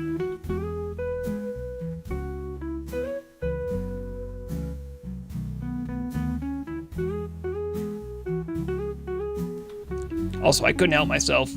You always want to check for grave moss. You're a fool if you don't check for grave moss. Oh, it's just laying here. I'm sure this isn't that big of a deal on Telebim, where there's not nearly as many players as Norden are, but grave moss is just a pain in the butt to get. You either farm it out of Scarlet Monastery Graveyard, where you can get one node guaranteed every time, or you go... There's actually a couple ways to get grave moss, but it's still a pain in the butt to get, even after last year changes, because their grave moss isn't on the last year drop table, so it's not easy to get, sadly. It's that one and Fade Leaf are the two that are oddly became the new squeeze herb, if you will. Like the new one that's hard to get. And Dreamfoil as well. You can get Dreamfoil in Dire Mall. However, you don't get the kind of levels that you would, that you get Mountain Silver Sage, that you get Plague Bloom at. And Dreamfoil, at least for casters, is just, you need tons of it. You need tons of it. If you're making mana pots too, forget about it. You need tons there too. So it's a pretty hotly demanded one. The supply didn't change, but I think how people farm did, and that changed the dynamics of Dreamfoil getting more expensive, oddly enough.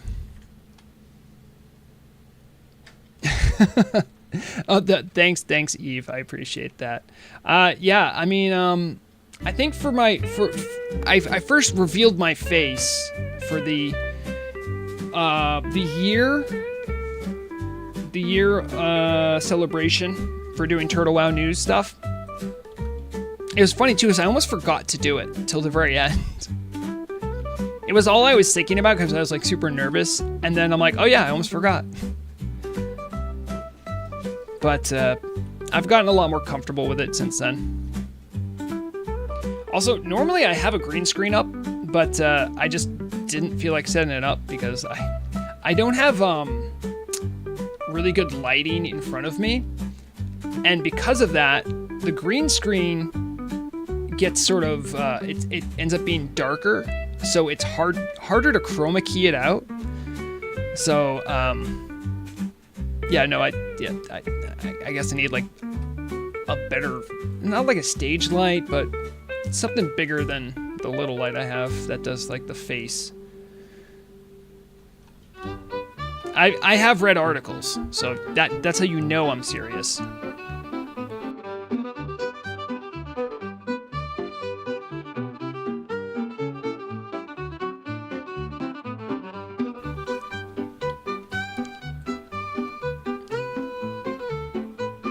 At first, I remember thinking, well, when I say at first, I have done some limited amount of stage performance. And I always thought it was weird when you're on a stage to wear makeup. You don't have to, but you really should wear stage makeup. But then when you finally get onto a stage production and you have those really bright, powerful lights on you, you understand why, because it'll wash out all your features unless you have makeup on. So I was like, I'm not gonna wear makeup for like streams. But then I'm like, wait, I don't have powerful lights, so it doesn't really matter. But now I'm back at square one going, I need more powerful lights for the backdrop. But I'm still not gonna wear makeup. Yeah, you know, Eve, I understand that. I don't know if you identify as a man or a woman, but definitely if you're a guy and you don't have that experience with makeup, it is really uncomfortable. Some women are brought up that like it's not polite to leave the house without makeup. you know, if that's your kind of upbringing, you just get used to it, you know? But I didn't mind it terribly. Most of the stage performances I was doing, though, I did ballet performances. So the part that I didn't like about it is that I would be sweating my butt off, and this face makeup just made my face like not able to breathe. And you know, there's things you can do for that, but it's not with stage makeup. It's like with other nicer makeups that like let your pores breathe. But stage makeup's practically cake frosting. It's pretty thick.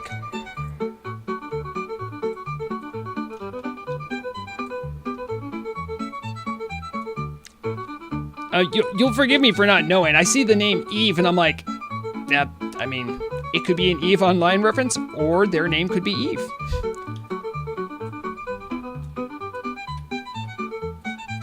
Eve Online community is wild. I watched that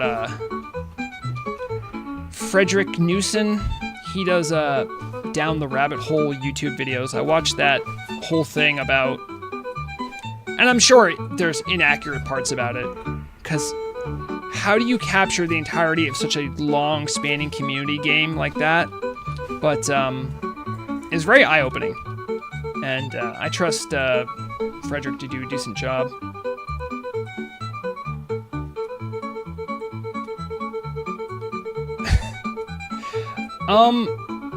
You know, I'll be clear with you, Eve. Like, there's definitely times when it's very difficult. The thing is that, and I did journalism once upon a time in my life, and one of the most important things you need to do if you do any kind of journalism, whether it's citizen journalism or community-based journalism or professional journalism, you always need to be aware of and acknowledge your own biases. Humans are always going to have biases, and this is why professional newsrooms will have things like editors. These are people that are supposed to check you and make sure your own biases aren't ruining the authenticity and the integrity of your reporting, that you're still being fair. Many newsrooms also have an ombudsman who's like another person, like a third party that works outside of even the editors and checks everyone's work to make sure they're being ethical as well. Obviously, I have a small news operation, but I have like a private Discord that I just have people from the community, personal friends, stuff like that in there. And there's definitely times when, you know, I have to go to them and be like, hey, you know, I'm thinking, you know, this about this subject, you know, can someone check me? Like, am I being fair about this? Is there any angles I'm not thinking about? And, you know, it still is really difficult. There's still, like, the big report I did on the hack, you know, there's definitely things there I felt like I could have done differently. And I'm still proud with how it came out. But man, second guessing yourself is just, you'll never really finish with second guessing yourself. Also, my bags are so full. I need to do something about this. I could sell all these gray items. But I appreciate you saying that. I guess all I really meant to say is that it takes a lot of work, and I'm glad that hard work pays off, and that it's something that people can appreciate and benefit from. Because the Turtle WoW team, you know, I guess like in this particular analogy, they would be sort of like the government, or sort of like your ruling class. Sort of my role as a community journalist is to check them to make sure that their interests align with that of the community. And, you know, they're not perfect people either. They've definitely made some mistakes, but I always try to weigh that in the face of sort of what's a fair expectation of someone in their role. What should they be doing? Like, are they acting out of pocket? Are they doing something that's wild? And if I have my suspicions, can I prove that? That's another important thing too. Because, you know, there was a lot of, boy, this looks suspicious. I can't prove that it's true. And any other independent sourcing I try to find out about this is a dead end. And I would like to make these claims, but unfortunately, stuff like with the leak, that was a whole ethical debacle because everything that was gained there was unethically sourced. So like that's a whole other ball of wax, man. Like, so stressful. And what do I do it for? The love of the game. But thank you. Actually, so I just saw Jared M said Shellcoin going to the moon. I literally had someone send me a DM being like, hey, can you do a thing about, can you like promote Shellcoin on your show? And I'm like, no, that's an ethical no. Never heard back from them. It's like, I'm not doing that. Come on, get out of here. Yeah, Ed, I did see, I didn't have time to watch the entire thing. I went through some of the things that I needed to see for the purposes of my latest news show. But yeah, no, Verdict seems like he has a pretty good head on his shoulders. He definitely has definitely a perspective of not like someone who's like dyed in the wool Turtle WoW fan like myself, so who's more casual and more open about the private server community in general. But I definitely think those people matter in the private server community as well, and I'm really happy that he that Acklix interviewed someone who isn't as enmeshed with the Turtle WoW community. It's good to reach out. So I think he did a great job. Acklix, on the other hand, he could use a little polishing.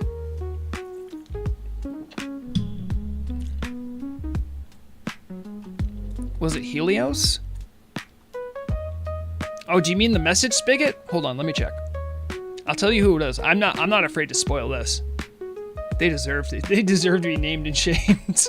Trying to get me promote Shellcoin so they can make a buck. Oh boy, hold on. How far back was this?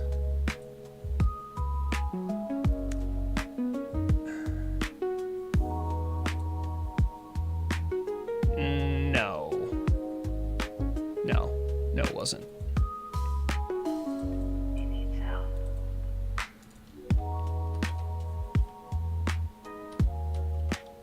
Oh, you're okay, Lizzie Babs. Also, I'm on Telebim right now, so you're not gonna be able to find me. Well, you might be able to if you have a Telebim character. That's okay. I don't need to be found. I had a level 60 paladin almost find me, and I hid. I hid in some dirt. It was great. No. Oh, okay. I killed them before they got the heal off.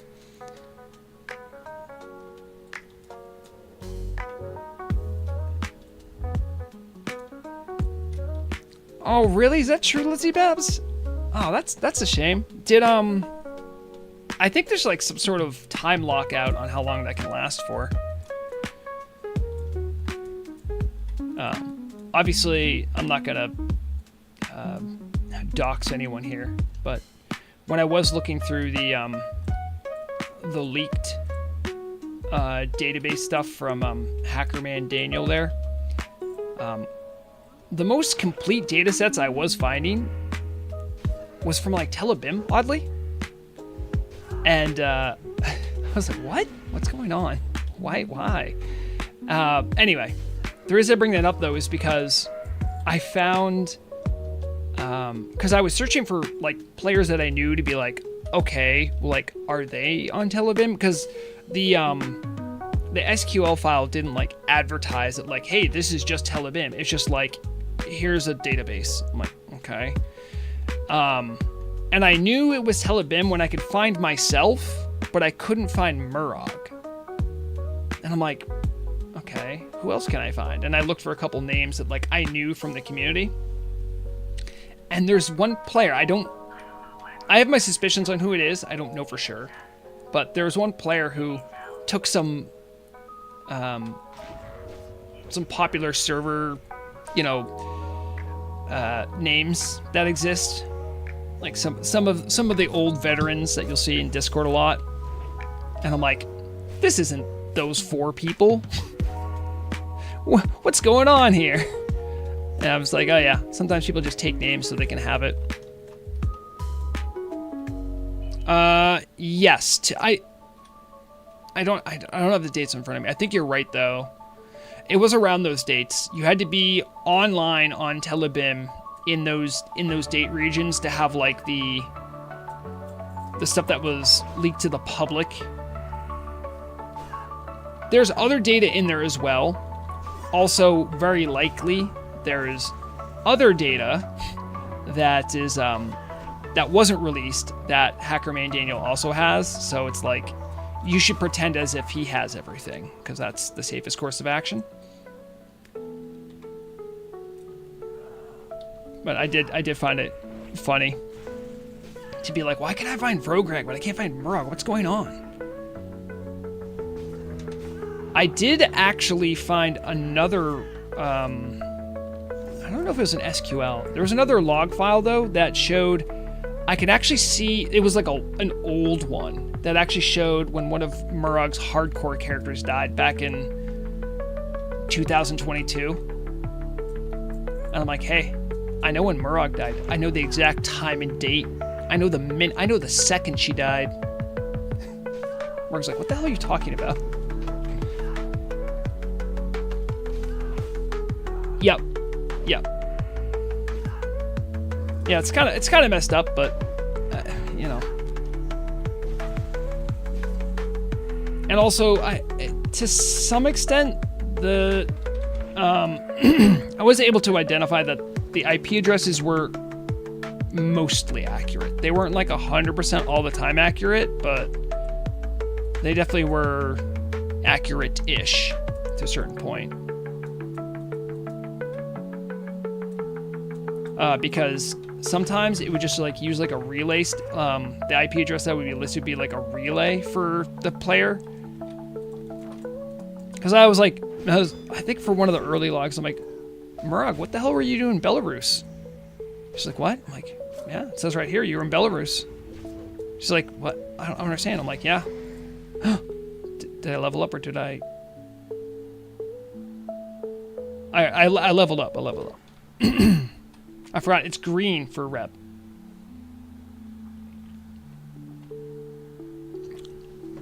Oh, grats on that, Lizardbabs. You guys know in PFI, if you hover your cursor over your gold at the bottom right tooltip. Yeah, oh yeah, that's important. I mean, you guys can't see it because my screen's blocking it right now, but yeah. That's a great tool to have. You can see how much gold you made. I have made 3 gold 42 today. You'll love to see it. Most of it is from picking these lockboxes and selling gray junk.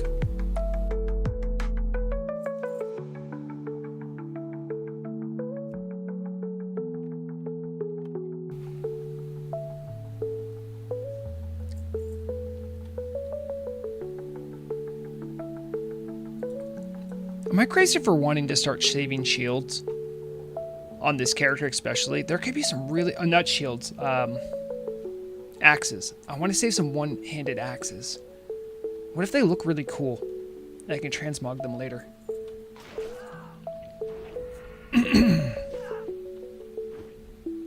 Yeah, there's some weird jank. Sometimes you have to clear out your WDB.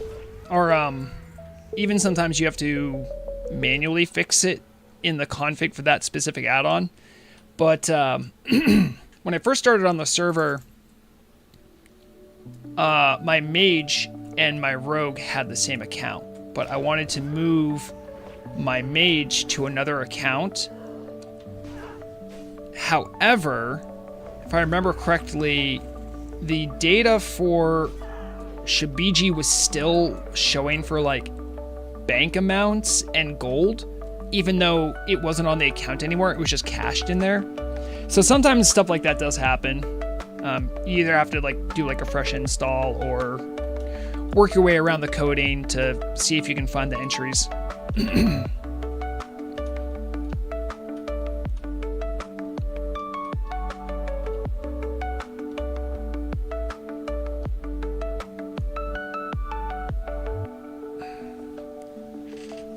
Sorry, I'm just catching up. Zorg Darkness says, "Hey, Vrogreg, what are your thoughts?" I'm assuming you said, "What are your thoughts on tailoring? Is it a dead profession compared to engineering, or maybe there's a hope at new patch?" I haven't heard much about tailoring. There's been no official words about it. I think tailoring and I would say tailoring's probably been one of the more neglected crafting professions out there. Like, blacksmithing even got belt buckles. Leather workers got a revamp on armor kits, and there's a spell armor kit now. So there's not a lot that tailors really have that's in demand, except for like bags sometimes. There are some really nice pieces they can make, but it's not to the same level, I feel. I don't recall them saying anything about it. I mean, calling something a dead profession is like maybe, but like it depends on what your priorities are, right? I think tailoring is unique in that it has the most visuals and the most spanning catalog of armor of any profession, like in the order of magnitude of like 3 to 4 times what like an armor smith or a leather worker might have. So I think it still serves a purpose, and there's definitely very good gear. Robo Sacrifice comes to mind as a really good like tailoring recipe. Yeah, I don't think it's the best profession. I'll tell you that much. But it has its place. And I don't think it's useless. I just don't think it's super great.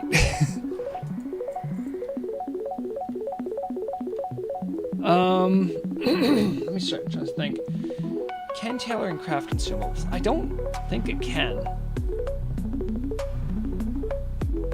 No, unless I'm forgetting something. No, there's not like a spell thread or anything like in TBC. It has cooldowns for Mooncloth, like leatherworking and alchemy transmutes. But it doesn't have any consumables that I'm aware of. Also, I gotta... How much... Did I finish my quest? Hold on there. Let's see here. No, I'm hitting our keys. Our mortal enemies. Okay, I have to kill 6 out. I've just been randomly killing, so I have to look for outrunners. Okay. You an outrunner? No, you're a wind chaser. You're a scout. I guess I'll just kill him till the dots go away. That's the plan. Yeah. It's definitely not... Did I actually put my talent point anywhere? I didn't put my talent point anywhere. I'm a bad rogue who's not even used... Well, not really use consumables for guys that are this much lower level than me.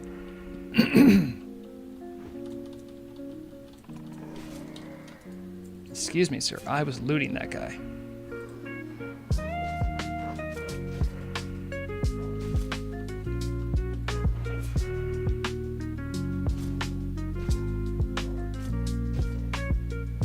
I don't know when I don't know when Ed sent this message, but he said, "Be careful, Baron Rivendare is out in Telebim. He's crashing the server." You hate to hear it. Oh, Mandalore. What a surprise. Is it time to beg for food?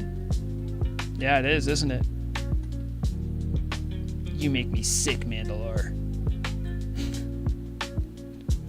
That's a Stormer. Do I need Stormers? I do need Stormers. Nope. It's not Baron Rivendare. It's just my cat. My overweight cat who really didn't get the memo on losing weight. He's gonna, let's see, what time is it?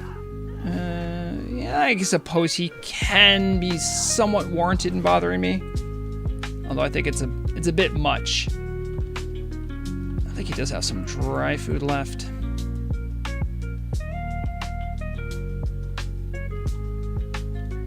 Ooh, life fruit.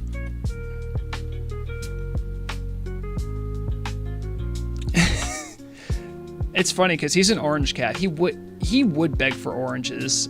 He would, if Mandalore was a WoW player, he would be that guy who would ask you for a gold to buy his class skills. You know the type.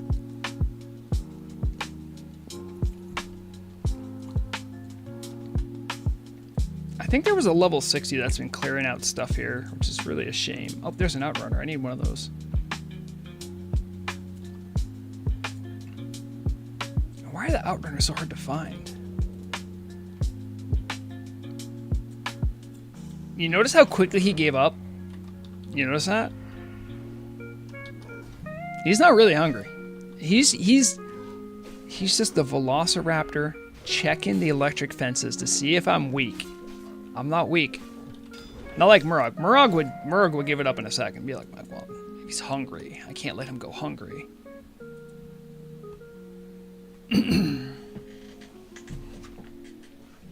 It's okay. He wasn't meowing for that long. He usually knows that I'm a hard sell on the food. And he knows I gave him food before stream started. So it's like, dude, I know you're not hungry. It's not like I forgot to feed you when I got home. It's like you got food and you're trying to get some bonus food. I'm hoping tailoring will be more beneficial. Imagine my frustration. There's a whole new raid out involving dragons. Emerald Sanctum. And it has precisely 0 dragon leather working recipes involved in it. There were some that were added, but they were like completing the blue dragon scale leather set. The blue dragon scale mail set? Not leather, it's mail. Yeah, like that's what I'm like, dang. So, dragon scale leatherwork, it's not like gonna see anything, huh?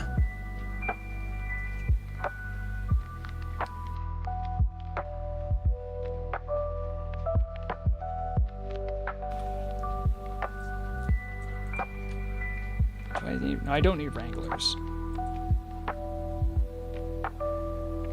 All dragon skill items are male. Totally need a dragon skin set for leather. I mean, there is one really good set that it's a nice pre-raid bis for shamans and I think even paladins. Paladins can speak on this, but what is it called? The red dragon scale leather set. Red dragon scale leather worker set. It's a lot of extra healing, has some fire resistance on it. It's pretty nice for, like, it's a good pre-raid bis option if you don't want to farm your Robe of the Exalted. And it looks cool too. They had there's like a 4-set bonus on it. I don't know if you guys heard, caught that motorcycle. But the 4-piece set had really good scaling on this hot that would occasionally you would get from heals. If you're a shaman, you could give allies hit by your chain heal would have a chance to get the hot, and the hot had really good scaling with healing power, so much so that they had to nerf it. It's kind of a bummer, because I did a bunch of work to get all the pieces on my Dragon Scale Leatherworker. And about a month later, after making like 3 sets for people, just vanished. It's not meta anymore. No one wants it. Still looks cool. I do not need to be here. I need to be finding my targets. I need a scout and 5 more outrunners, then I can make it back to the plantation, where maybe, but unlikely, but maybe I can get more rep. Oh, and I will actually spend that talent point. Let's see, what do we want here?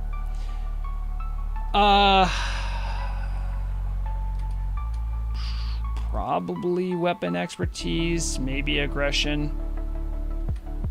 More damage on a Sinister Strike's good. More weapon skills good. It's really... But the thing is, like, a 1% bonus chance for sword specializations, like, good in the aggregate, but I don't know. I'd probably... this will help with mobs that are higher level than me. This will help my Sinister Strike damage by 2%, and this will, like, sometimes give me an extra hit. It's... all of them I'm going to want in my building up towards Adrenaline Rush, but I guess I'll get aggression. It's not a big deal. Alright, do I need you? I do not. Do I need you? I do.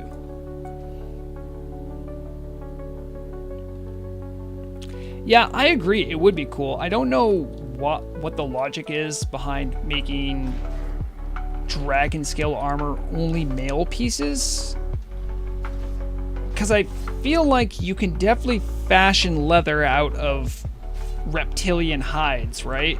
So why does that become male all of a sudden? Like, you didn't have to link together a bunch of pieces of metal to make it, which is normally what male is. That's just me, though.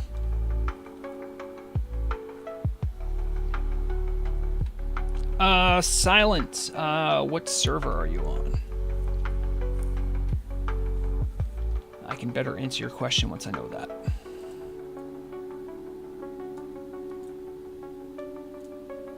Silent also asks, gotta farm up mounts money. Is fishing cooking a good road to take for casual gold making at this time? I am a druid with Urbine Alchemy. Okay, so you're a Northernar. What I would say is cooking less so. Most people will either usually just buy the raw material, because getting the stuff cooked up is usually pretty easy and not very time consuming. Fishing is very profitable. However, there are more active things you can do to make better gold. Fishing is way more laid back, much more passive income style. But the money is pretty regular, and unless everyone on Northernar stops raiding, you'll probably keep having customers. You want to shoot for stone scale primarily. That's the big money maker. If you catch any Nightfin, that's good. Firefin, Blackmouth, those are also valuable. If you get white scale salmon, you might not be aware of this, but that's also valuable because of the fish au chocolat recipe, which is added. It needs that fish in particular, and it is used for it's a food that increases your defense value. So some classes, tanks might actually really want it. So don't just vendor that fish. You might be used to doing that if you've played other classic, right? But those are gonna be your big money makers. Winter squid's not in season, so don't worry about that. Probably what you want to do, if you don't already have 300 fishing, get 300 fishing. Get a decent fishing rod. You can probably get along with something like, hold on, let me see if I can put this here. The big iron fishing pole. Just get at least a plus 20. What you're going to want is go train up your survival. Make sure you can get a fishing boat. Fishing boats you can put down for a plus 50 to fishing. You put on a good lure and you're good. If you don't have a boat, you can use aqua dynamic fishing lures. When you have that, you can catch stuff. You want to shoot for the 400 plus fishing zones. The best one, in my opinion, is Hygel. If you fish anywhere in Hygel, you're going to need 400 plus fishing. You won't just get stone scale.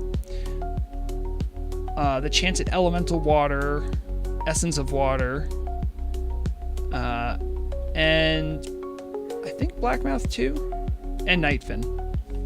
But in Hygel specifically, you also have I think it's like 50 or 30% chance to get a double fishing proc, which means if whatever you were catching, it'll give you twice whatever you were catching that cast. So now that's probably the most reliable way you can go fishing. You can also try going to spots where there are stone scale eel and try to look for pools. This method is less reliable, but can get you a lot more stone scale if you luck out with pools spawning. Pools spawn about, usually it's like between 15 minutes to a half an hour, I think. Your results might vary. They changed something with how the fishing pools spawn, so it's...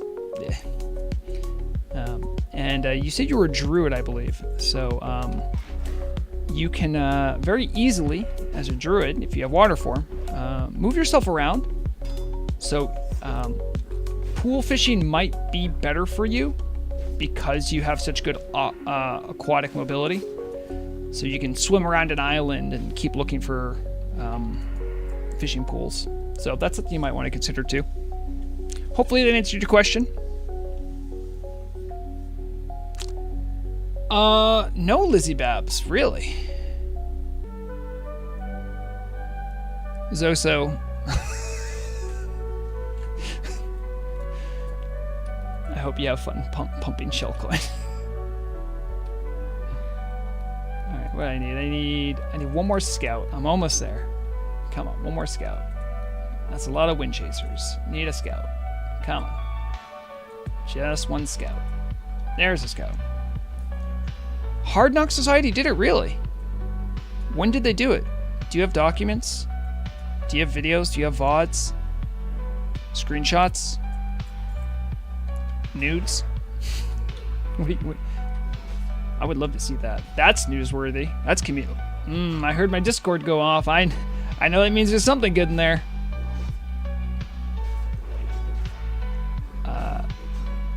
Thank you. After I turn this in, we can take a look at that. We might have to take a look at it muted. I don't know what I'm going to be running into. Alright. I got all of my mortal enemy quest done. I'm 700 short of Honored, I think is the next rank. Stone Free was there. Nice. Wait, there's no music? Oh, sorry. I thought you were talking about stream. I'm like, there should be music. Thank you. You were picking up what I was putting down quicker than I was. Thank you. That's good. Right, but how spicy is the language?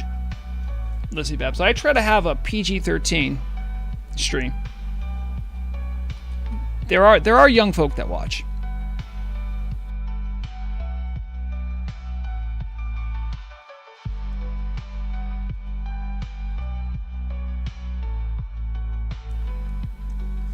Dude, I'm going to return to these guys a hero. They're going to have to make me honored. They have no choice. It's a Christian. Listen, Babs, you don't have to go through the entire VOD to check. It's fine. I'm probably going to mute it anyway, and we can just review the footage.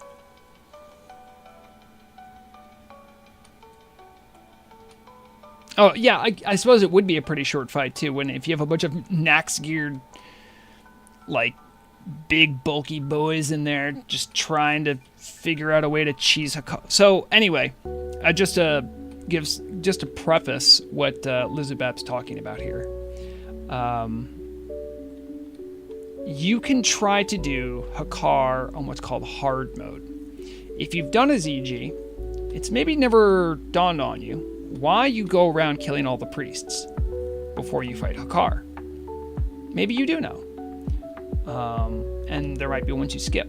But for those that do not know, when you fight Hakar, every priest, not the guys with the idols, the priests, they endow Hakar with a certain buff that you will have to contend with if you fight him without killing the priest.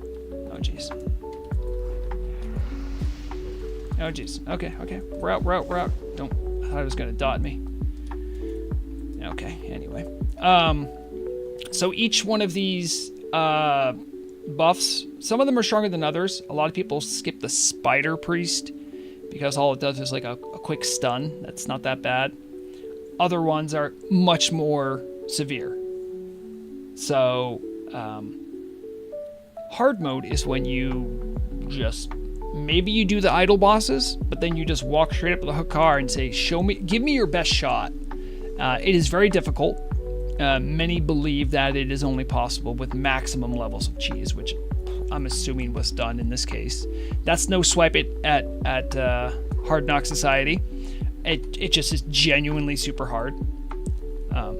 So we'll see. One F-bomb in the video. See? Called it. I wonder why that was said. I'm sure it wasn't like F yeah. It was like, oh no. But there are ways, if you're clever, you can kind of cheese the fight.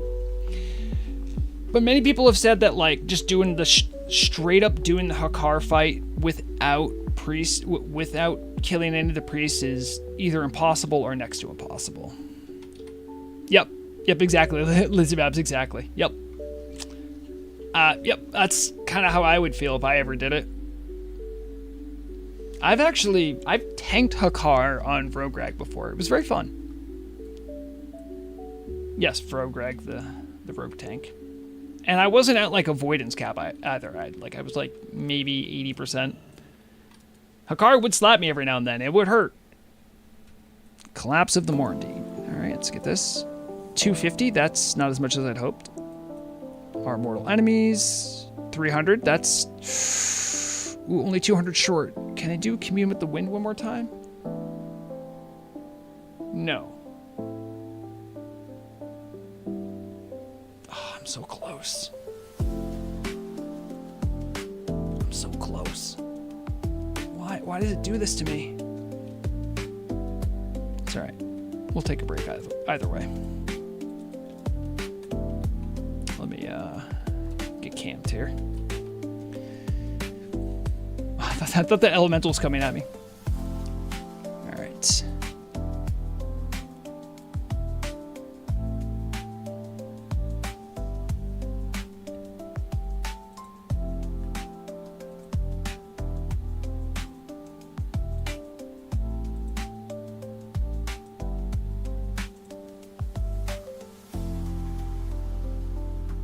I'm just pulling it up right now. Let me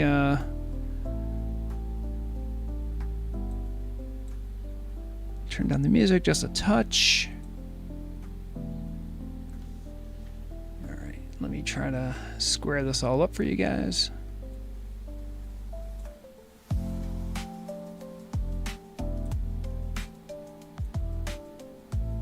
So this is people, you'll see them refer to as HKS. This is Hard Knock Society.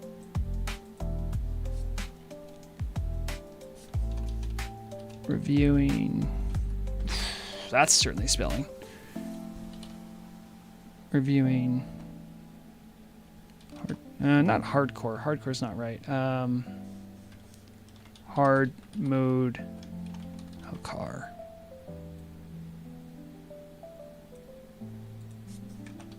By HKS.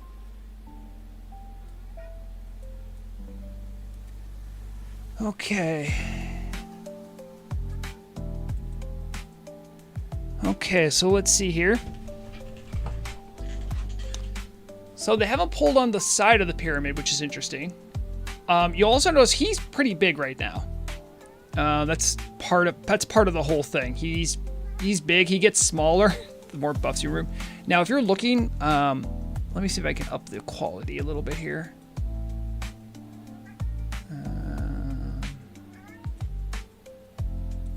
See if I can upscale it a little bit. Yeah, that's looking a little better. So, oh wait, I think I have a thing for this. I remember I did have a thing for it. So right here, there's a lot of poisons going out. Now, you might be like, oh, hey, like poisons are pretty normal. You want poisons for the blood phase, but this is at the beginning of the pull, and I'm not sure if we can see any ticks of it happening right now. But you'll see in the middle, you see aspect of Venoxus. So this is an additional poison thing that Hakar is putting out. I think it does big damage. Let me see if I can see the damage from it. Nope, I can't. And you see they're cleansing it too. All right. Grounded mind control. Bigwigs actually does have stuff in it for people trying to do hard mode Hakar. So this is interesting to see. I'm not sure what the grounded MC, that might have been, you can ground the mind control Hakar put out, so that might be what that timer's for.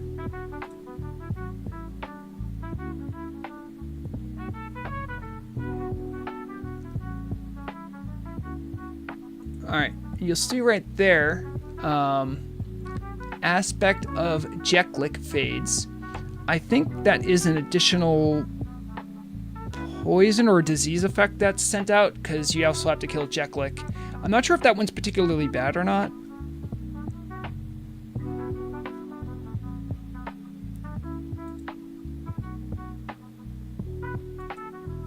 I'm trying to catch the damage that's going out from that poison. I'm not sure if this person has it set up, but they are losing health.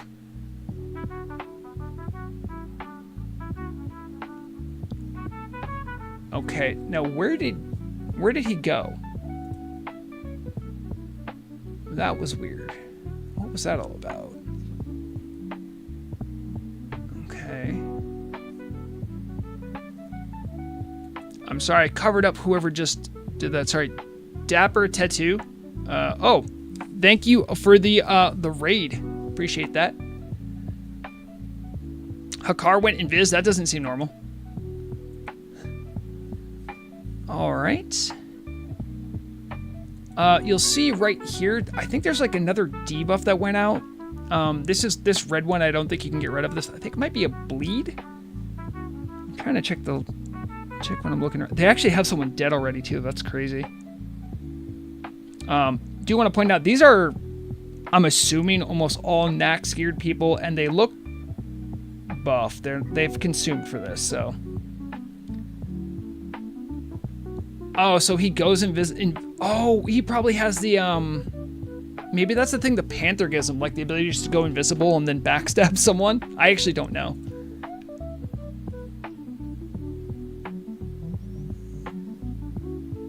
Oh, yep, there he is. He went invisible again. Yep.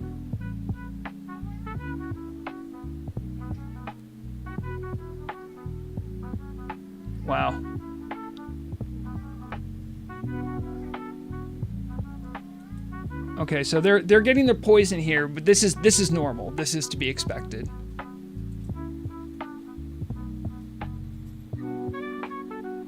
Also, try to pay attention down here. You can watch how hard some of these guys are getting slapped. I don't think... Are we looking at Hakar's health? I can't see Hakar's health here. This is a healer. Oh, there it is. Yep. So he's in the last quarter of his health. Look at that rogue. Like, that rogue keeps getting real low. This warrior keeps getting low. Some of those debuffs that are sent out are really nasty. Oh, jeez. Look at that. Look at that thunderclap. Look what that thunderclap left them with. Yikes. Healers must have been losing it. There's a corrupted blood. Yeah, those probably hurt a lot too. There it is. Also, it should be noted, there is nothing for these raiders except for bragging rights. There's not like a leaderboard. There's not extra loot. You do that for the love of the game. I think that's awesome.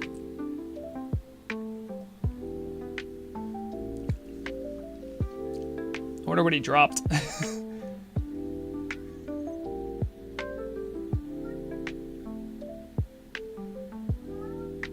Well, there you go. Beautiful. Love to see that.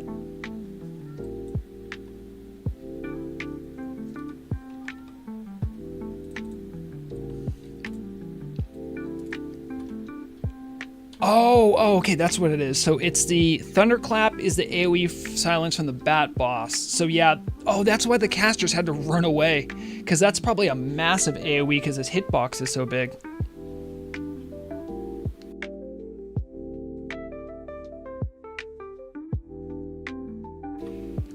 Well, it seems like, I mentioned this at the beginning of the stream, but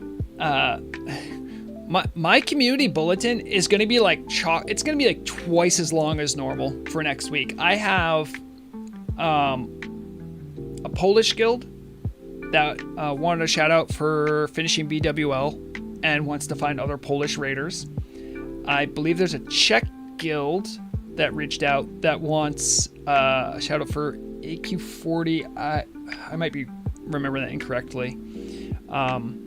Similar reasons. Another English-speaking guild that just finished KT, I think. They wanted to celebrate as well.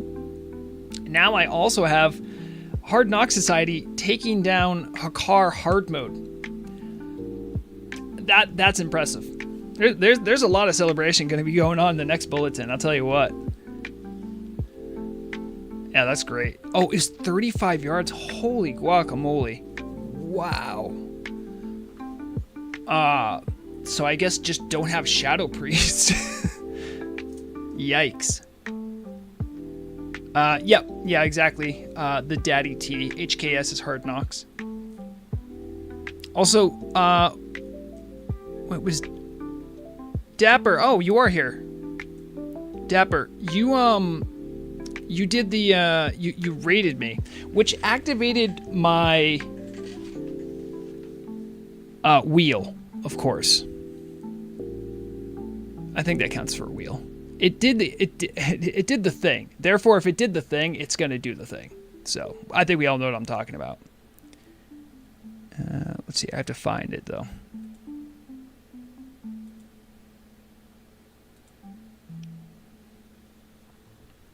The wheel is active now. If anyone wants me to spin again, or hasn't had me spin yet, you could subscribe to the channel or follow on Twitch, or drop a prime, or anything that activates my my alerts. That's all up on scrolling on the top. This is going out for Dapper. Pretty sure that's Dapper Dan. I think it is.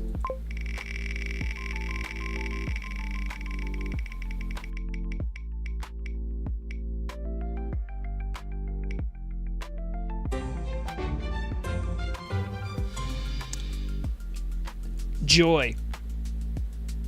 Really just pinnacle of gameplay. Now, let me get that ready. That's going to be no UI. Do I remember all my keybinds? I don't. I know, Mandalore was so close to a treat. He missed it. He was so close. You hate to see it. I should probably get rid of this. Where is it? All right, there it is, there it is, there it is. Let me just double check my bindings. Yeah, sure, I can kind of remember those. I don't have Vanish as a keybind, so that's kind of stink, but Sinister Strike, Riposte, and Eviscerate I can remember. Easy. I know what to kick. All right, I have that set up to say no UI.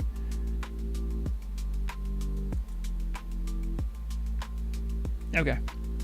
No UI for 10 minutes.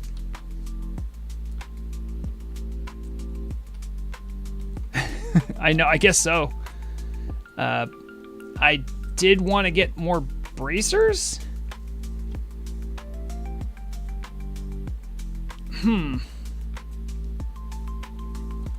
Is that the normal Turtle Wow client? What do you mean sick mode? No, it's not. It's not because I have add-ons. It's not because I have modifications to the EXE. But I don't have stuff on like, what do you call it? There's no graphical enhancement, if that's what you mean. It's a bit of a learning curve, but once you can get the Turtle Wow client to behave, it usually behaves pretty well. I normally use PFUI. I can't show it to you right now because currently I am... The Wheel of Misfortune has said that I have no UI for 10 minutes. See, I remember where my cheap shot is. Oh, what's my keybind for Slice and Dice? What's my keybind for Slice and Dice? Is it Shift 1? Yes! Don't know how many combo points I have. I don't know how much health I have.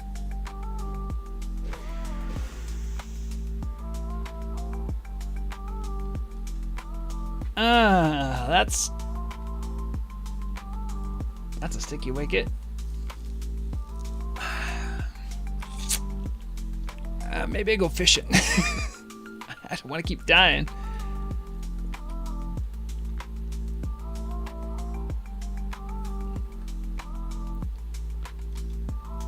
Maybe I can just hide. What do you guys think? Think anyone's gonna notice me? Oh man, this is gonna make a good screenshot.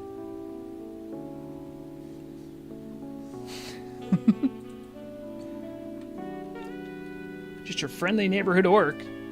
I can't see what that is. V allowed? Oh, V is not gonna work anyway. Okay, the Wranglers are the ones I don't want to fight. I'm pretty sure.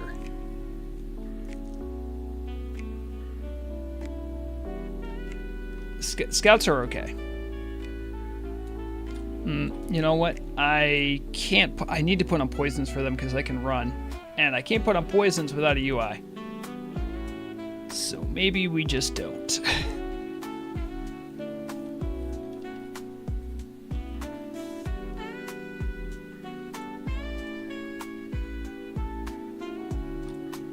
Trying to think. I think I have the recipe for the crispy lizard tail. I just don't know if they drop the thing I want. Okay, that's three combo points. 4 Sinister Strike. Also, fun fact, probably not worth bugging a team member about, but I want to make a bug report about these guys in particular. You cannot kick their lightning breath. I feel like you're supposed to be able to do that. I think that was my Eviscerate. I have no idea what I looted. Could be anything.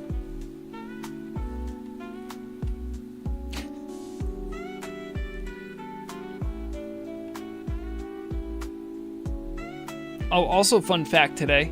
I found out that my monitor isn't level with the ground, or at least with the wall behind me, because when I remove the green screen, you see like the line right above me? It was like at like an angle.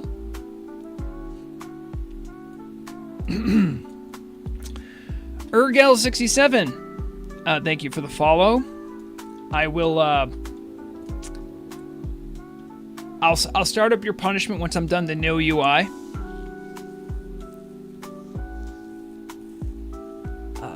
I remember I have the key binding to pickpocket. I could probably take, oh, I can show you guys where that mob is. Oh, I can't. It'll take me forever, and I have swim gear I want to use to get there. But, yeah, Urgel, in 5 minutes, I'll be spinning the wheel to see what the Wheel of Misfortune says I'll have to do for the next 10 minutes. I might need your input. But, still, thank you for the follow.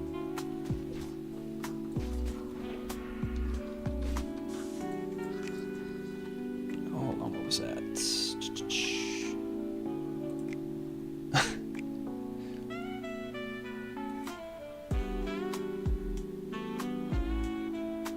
Oh, I did. Oh, Johnny One-Ups. I didn't realize you also sent me that video. This must have been the talk of the town, huh? I'll let you know, Urgel. Don't worry. You'll know when it's time. Oh, I can't even fish because I can't put on my rod. No. Can I do herbalism? I can still do that. If I can visually confirm the herb first.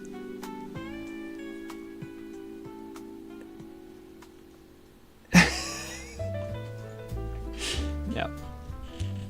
Maybe I'm giving that Moist Critical vibe because I got long hair and I got the...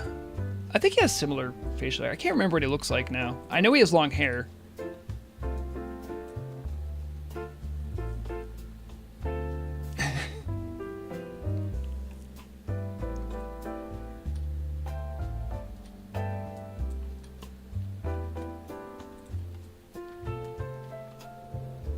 I really want to finish up my grind to get honored. I can't even remember what I even wanted anymore from that. Oh, could you imagine if my bags are full and I don't even realize it yet? Oh, man.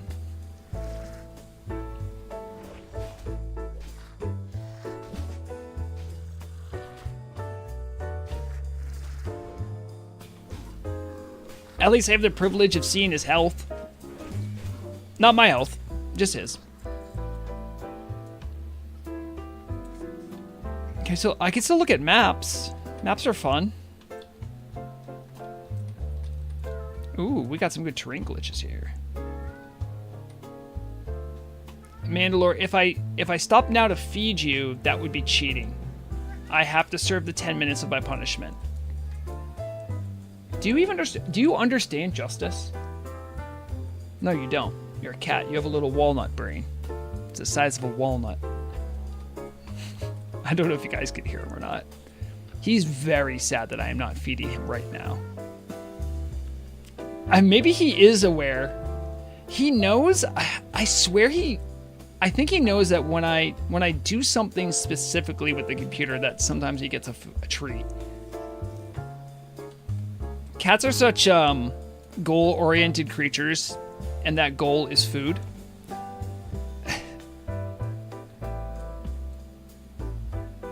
Listen, if any of you have cats that you're actively trying to have lose weight, you'll know the pain. Cats are all lovey-dovey until it's time to be like, hey, buddy, you can't eat so much. They become a lot less cuddly. A lot more nose boopy when you're sleeping. All right, only a minute and a half left. I'm just gonna. Oh, geez, I don't want that smoke. I don't want double smoke. No, I got double smoke. No, I can't escape. Okay, look at this. Imagine. Like, you should reset. That guy reset. Wouldn't it be crazy if you reset? I have no idea how low my health is. What level are you? Oh, you're 40. Oh, geez. Hey, guys, remember when I did that quest? You want to help me? Oh, he's gone. I think this is how I got the throwing star. I think it was her. By the way. Hey, Psychotronic, how's it going?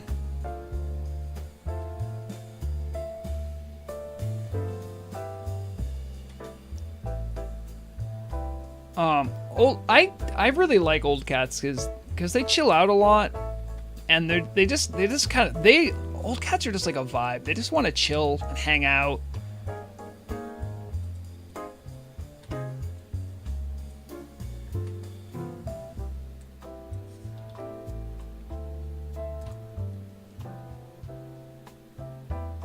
It's a pretty good T-Mog. I know it's an NPC, but damn, it's pretty good.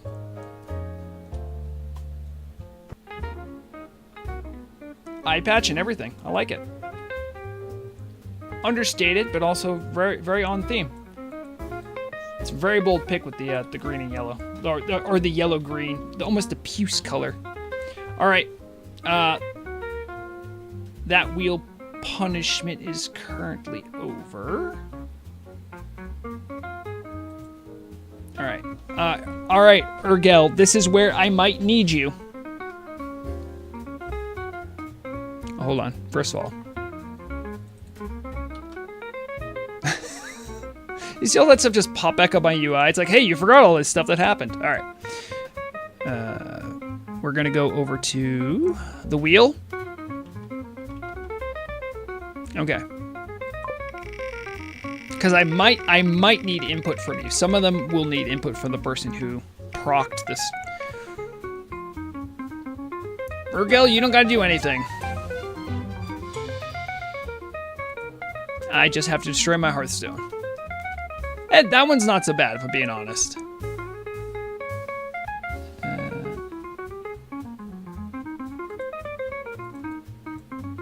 Yep. Here we go.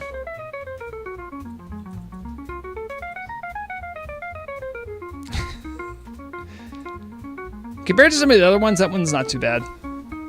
No. Hearthstone.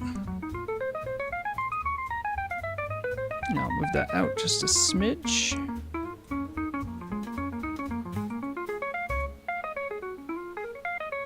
Oh, I'm still RP walking.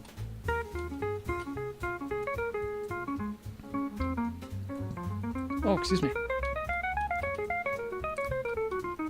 I should really get rid of... Oh man, could you imagine I get to go to her? Look at all these one-handed axes I could use. Wait, that's two-handed. That's two-handed. I could use this. I could use that. Oh man, I can't wait for the next patch. Look at my options.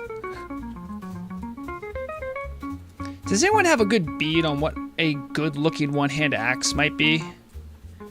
Asking for someone who's made a rogue for a long time and might have axes open up to them in the near future. I don't know of any. And most of the good design elements are put into swords, but I feel like it's the pride of my heritage to be able to use an axe. So I really want to come out of the gates with a strong, bold statement that, hey, I'm a rogue, I have an axe, get used to it.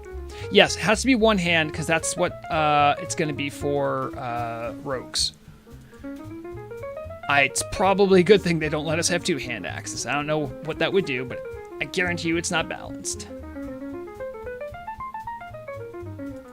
I'll get rid of some of that. Can I do the silk bandages yet? No, I'm still in heavy wool. What is this? I gotta be close to... Do I have to go to Hinterlands? Or, not Hinterlands, Arathi? Is that where I get the next book? I think that is. I can't remember how it stages up.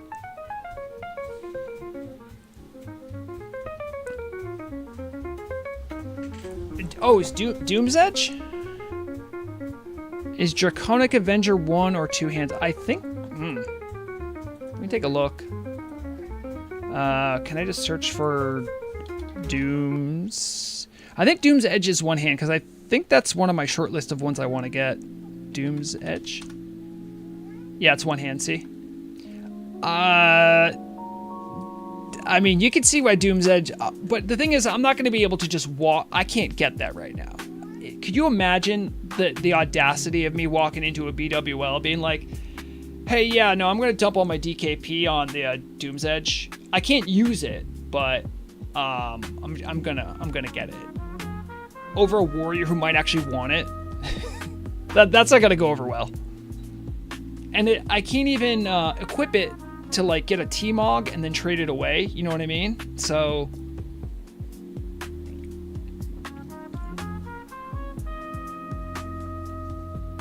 Urgale says, I'm an Orc Fury Warrior, and I'm sad to say one-handed axes look bad. Yeah, you might be right.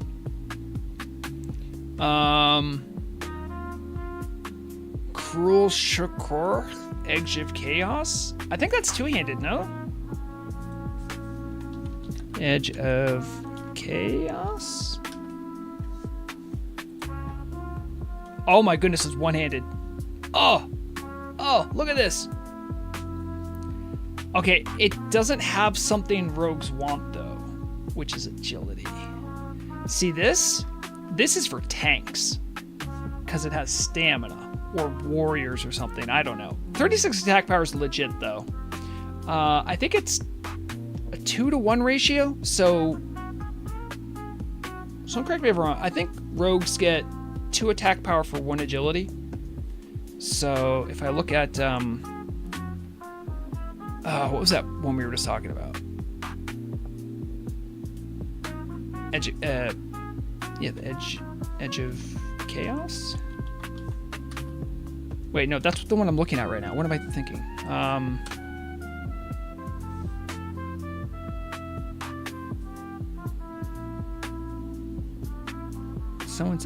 Doom's Edge. How did I already forget the name? Doom's Edge.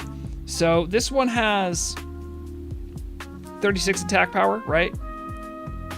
This one has 16 agility, which is already 32 attack power. And agility also helps my critical. And this one has 9 strength, which is a 1-to-1 for my attack power. So that's 40. No. Yeah, no, 41 attack power. And I'd get 7 stamina from this one. I don't think it's too good. It's probably not better than Thunder Fury. I have Thunder Fury. But again, this is about making a statement.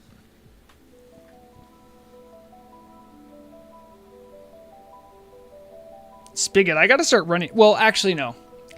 I probably could get one, but I've been doing BWO with Shibiji, my mage. Or when needed with Obamswin. Vrograg, I think I've done 1 BWL in like the last couple months. I just did it for funsies. It was okay. I didn't get Edge of Chaos or Doom's Edge. I think it dropped, but trash drops when master looted don't always behave well with the trading rule, so we didn't want to risk anything. I was gonna say, like, well, what if like I had it in my inventory? Maybe that would count. Hatchet of Sundered Bone, I think is probably part of a rogue's Bis setup, or like an orc rogue maybe. So Hatchet of Sundered. So this one, see, this one has 36, which is comparable to Doom's Edge. Does more damage per second and has a 1% critical. So this one would probably be like your main hand, I would guess, or maybe like a really strong offhand. I mean, 2.6 is an eternity for a rogue to wait for damage, but I mean, there it is, you know. Because you remember, we also rely on poison damage, so we want our weapons to be hitting somewhat often. It's not the end of the world if they don't, but I can't compare this with Vrograg Prime because I'm on my Telebim character. But just going by the numbers, right? 65.4 damage per second. Thunder Fury. We want the actual... So this says it does less damage, right? And you're thinking to yourself, oh, that means the axe is better. This also likes to proc for 300 additional damage when it hits, and it does it all the time. So it way outpaces like that axe. I think for main hands, the only thing that can really outpace this is probably Gressel. I don't know where King's Call would land, but you'd want to be a dagger rogue for that, and that's a different story.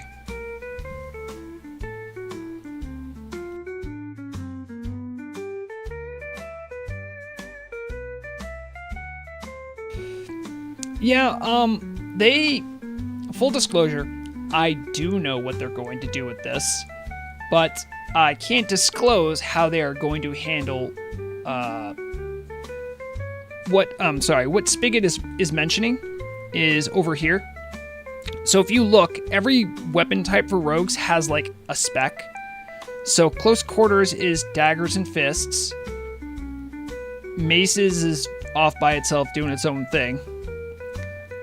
Throwing weapon specialization. And then there's swords. So the thing is rogues don't know, is it going to go with maces? It probably won't go with close quarters. Is it going to be its own thing? Is it going to get baked into swords? We actually don't know. And based on where it goes is going to change drastically how rogues are going to approach it. Yep, there increases the range of throw and deadly throw by 3 yards and gives your deadly throw a 50% chance to interrupt the target for 3 seconds. It's actually not the worst thing. It's just super underutilized. But the thing is, you'll want the interrupt if you're in battlegrounds, but I don't think there's many rogues that want to go this deep into combat for battlegrounds. Not when you have all of this battleground utility right here and all of this battleground utility right here. You're not going to go that deep into combat. You know what I mean? So it's a good idea, but I don't think it panned out the way that maybe the designers wanted it to. Is it broken as well? I actually have never tried it. Also, I think even on this Vrograg, I don't even think I've trained Deadly Throw. Also, thank you once again, Urgel, for the follow. I am removing this punishment. Thank you for your forbearance and not giving me a bad punishment. And now I'm just going to go walk to the innkeeper, get another Hearthstone. See, yeah, I'm playing 40 chess. You thought I was distracted or weakened by not having a Hearthstone, but I planned that whole conversation about getting me an axe. But I kind of really do. I just want a cool looking axe, that's all. And I feel like, especially if you're an orc rogue, you just want to have a cool looking axe if you're a rogue. Even if it's just for walking around town, even if it's not what you use, you want the axe. You want to show the world that, hey, we're free. It might not mean a lot to everyone else, but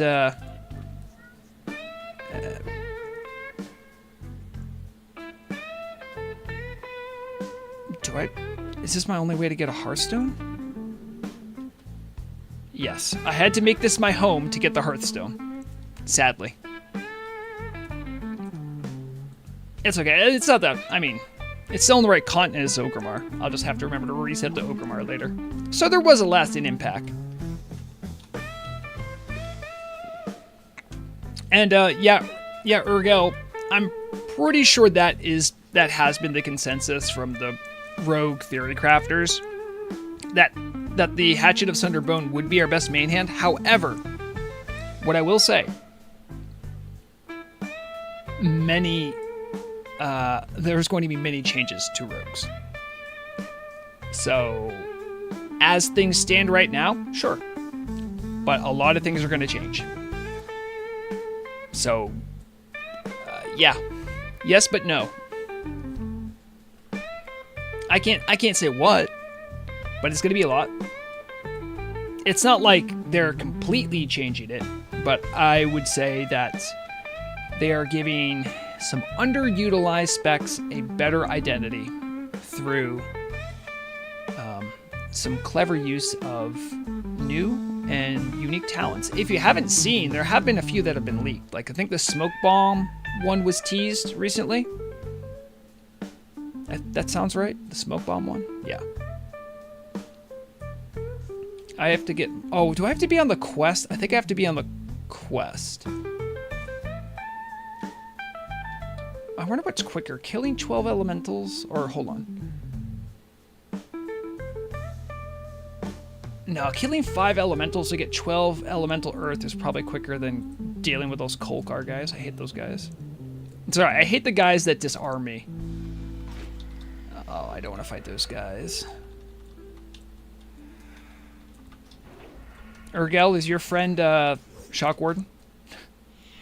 My friend Shock Warden. He loves playing Shaman Tank.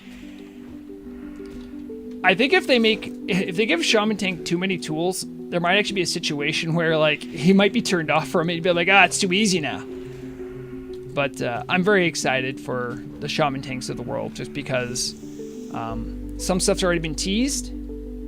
It does look like they are getting some tank abilities. I think... I'm trying to think of which ones... Oof. This is where, like, my knowledge of Class Council and what's been teased, I have to make sure, like, they're, like, airlocked in my mind.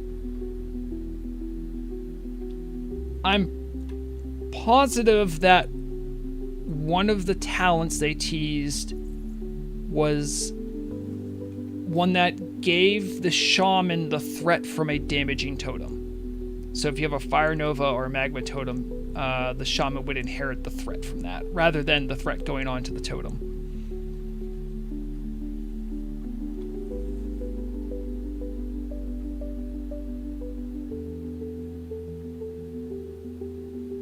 Yeah, I think that's going to be a big deal. A lot of people aren't aware of how much damage exactly those totems can do. Someone was asking me about if this is like, you know, is this the Turtle WoW client? I have Super WoW, which is this thing some community members have made. It's complicated. I wouldn't try installing it either, but it allows me to track the damage of my fire totems. The base game does not do that. So if you're logging and you don't see the damage of fire totems, it's probably a blind spot for you, which is fine, but I think a lot of people are underestimating how much damage those totems do, even without a bunch of spell damage gear, because the coefficient on them isn't great, because it's just the way AoEs work. It's going to be a lot of threat. I think a lot of people... This guy disarms too? What the heck? Everyone's so disarm happy here. But the shamans often have to spec to make their totems do less threat so that they don't die before they can go off, like the Fire Removal one. So I think the threat's going to be pretty substantial. I don't know how that's going to stack up next to Paladin AoE stuff, but I got to imagine it'll be really good, maybe comparable. I don't know. Part of that's because I don't really know. Really? You had to resist it? I just did it for fun. You had to resist my... You know, I'm killing you out of principle now. I was going to leave you be, but no. By the way, I'll show you. I'm going to get the slice and dice up. I'm going to try to kick one of these lizard bolts. See, I just kicked. See how it still went off? Immersion ruined, really. hope you're happy. You just had to resist my distract. I was trying to be a cool rogue. You know what? I don't even care. I don't care. I'll use Blade Flurry.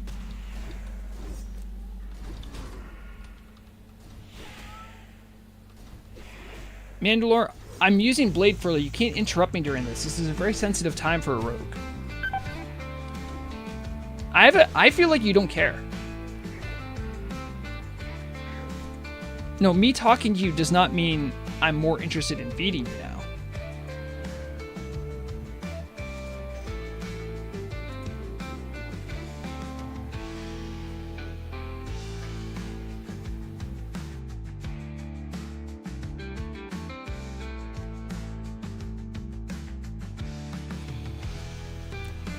Ed, probably not well. The market on Televim is in orders of magnitude smaller. We can take a look too in a second here. Just want to get rid of some of this gray gear. I'm not a leather worker.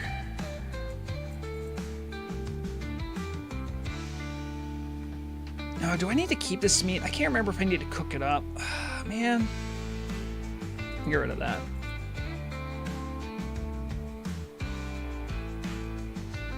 Iron counterweight. Nah, I probably don't need that. I'm not a blacksmith.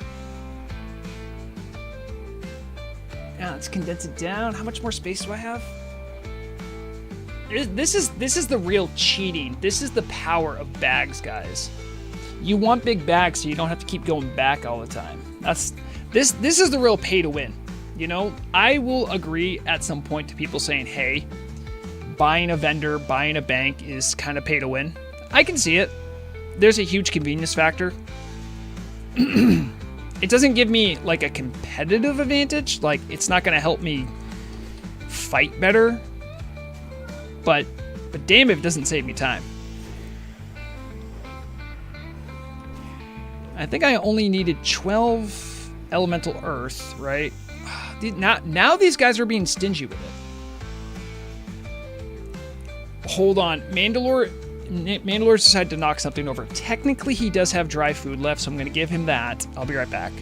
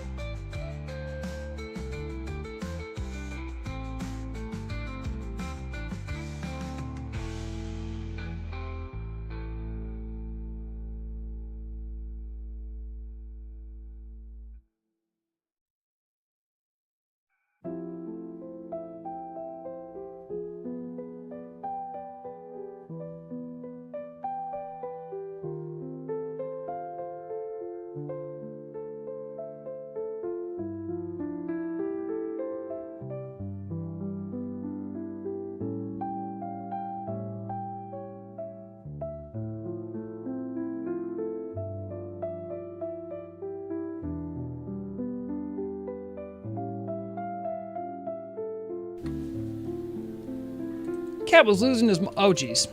Really? Well, I guess that was a good time, Sonny. What disease? Mandalore, that's your fault. Yeah, he knocked over a bottle of something. It was a plastic bottle, but it started leaking. A little turd. I mean, it was like 15 little pieces of kibble he had left. I think he knew that he had it left. I gotta get out of here. I can't be fighting this guy here.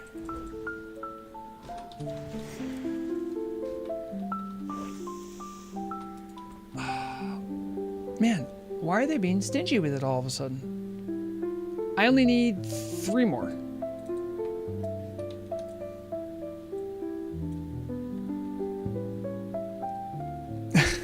No, Evan, he did not agree with my logic.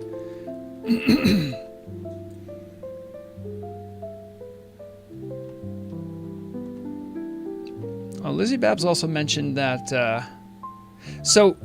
I think the talent they released, Lizzie Babs, you mentioned Stone Claw and Healing Totem. Stone Claw doesn't do damage and doesn't generate threat. It is just a walking taunt. It's sort of like your Void Walker doing its AoE taunt.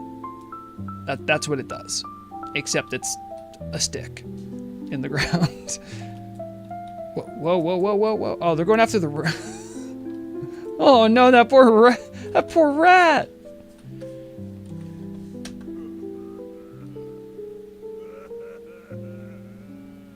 These monsters. I'd kill them if there wasn't 5 of them. 510 damage? I mean, I could kill them. I don't want to, though. I don't want to get rabies again. I just want to kill a couple more air elementals and be done with it. But yeah, so that talent, I believe, said damage done by your totems, 60% of it is granted to you. Now, I think the Mana Spring and Health Spring? Is that the name of it? That doesn't sound right. Anyway, the one that gives you health per 5 and the one that gives you mana per 5. I'm not sure. I think those do count as resources gained. I mean, they do count as resources gained, but I don't know if they would actually show up as threat. And I don't know if it would count. Man, they just walk around killing rats. Defenseless rats.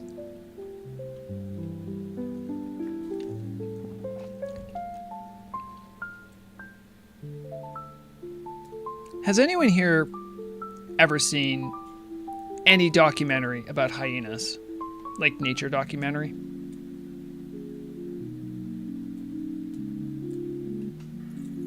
This is a genuine question, by the way.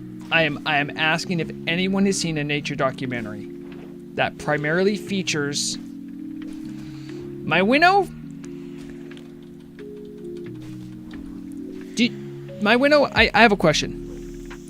Since it seems like you have, you're claiming to. Do you remember the thing that the female hyenas have?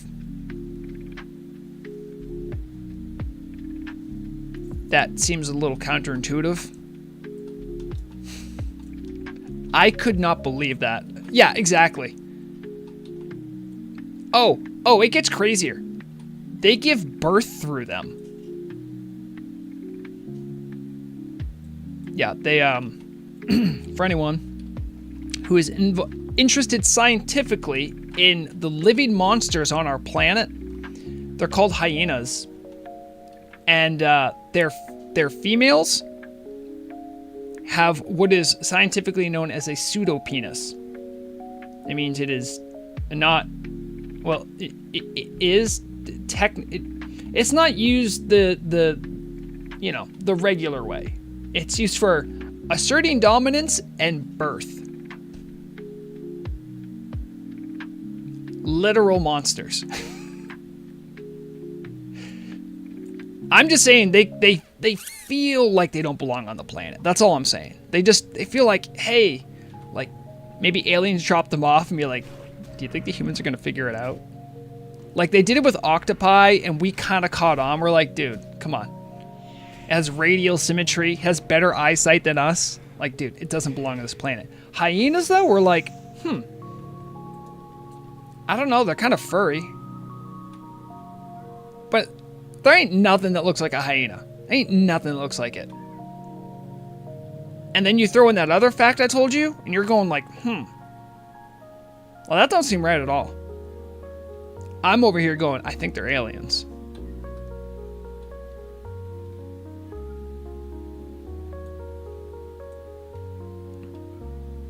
Yeah, I think they have more in common with Cell from Dragon Ball Z than they do actual creatures from Earth. Evan, thank you for bringing some scientific realism to the discussion. I was being quite hyperbolic. Evan reports that very easy to get infected, but also some species of hyena, only some species of hyena have them. I mean, that doesn't... You're confirming that some of them do, though. Which is sort of like... What are you doing here? Like... Are you sure you evolved from like a common ancestor? Are naturalists agreed about this? I have never heard of any other mammal with such a... I mean, it's not just a pseudopenis. Let me just say that. That is like the smoking gun for me, where I'm like, hold on. That made me ask all the other questions. Because hyenas are just like ballistic little turds of animals. I'm not going to say nature's pretty. At times it's ugly. Sometimes it's got to be ugly. You know? I get that. I feel that. I understand that. But I feel like hyenas just take it... They kind of like took it too far. Oh, Evan, listen, that's fine. The second you get into the ocean, most of my disbelief is already suspended at this point. I'm like, okay, well, sure. Like, and there are creatures that live near thermal vents who use like chemosynthetic, power as like the source of their energy. Okay, sure. It's apples to oranges. You're underwater. You're playing a different ball game. You're playing by different rules. They get wild, they get wacky, they experiment with it. That's fine. You come on land, and I feel like we gotta kind of have like a couple rules of engagement. I'm not saying we're better. I'm just saying we have a little bit more regularity. That's all I'm saying. I know male seahorses have babies. That doesn't disturb me at all. There are live-bearing fish, guppies, swordtails. All right, cool. I'm down. Like I was talking about octopi. There's cuttlefish. Those things are bizarre. I kind of feel like there's a lot in the mollusk family that does make me go, are you from Earth? But again, once you get to the ocean, I'm like, whatever. You do you. But I mean, like, who else acts like hyenas? Also, they laugh. Man, like... I know I'm anthropomorphizing a lot here right now, but... just a lot of things added together make me really question... Are hyenas real? Or are they part of a very extended counterinsurgency operation to make sure people don't go to Africa, so they don't see what's really happening there? Top reason I'm not ever going to go to Africa? Hyenas. I don't want to be on a landmass where they could get to me.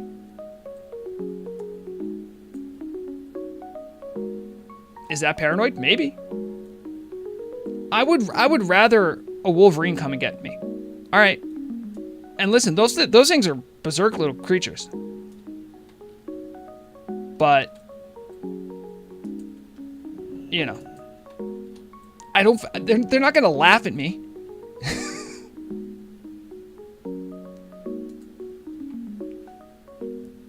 I wonder what's going to be quicker at this point. I was looking for the, there's a rare spawn here that I was going to try to get revenge on. He's not there. At this point, probably swimming, because I don't want to have to fight my way through all those mobs again. Yeah. Well, Lizzie Babs, you don't want to go to Africa not because of the mosquitoes, but because of malaria. Let's call it what it is. If malaria wasn't, and there's like one or two other diseases you can get from those mosquitoes. That's the reason why. I have a healthy fear of hippos as well. African wild dogs, I don't know. I feel like if they caught me slipping, I probably deserve it. Also, again, they're not gonna laugh at me while I'm dying.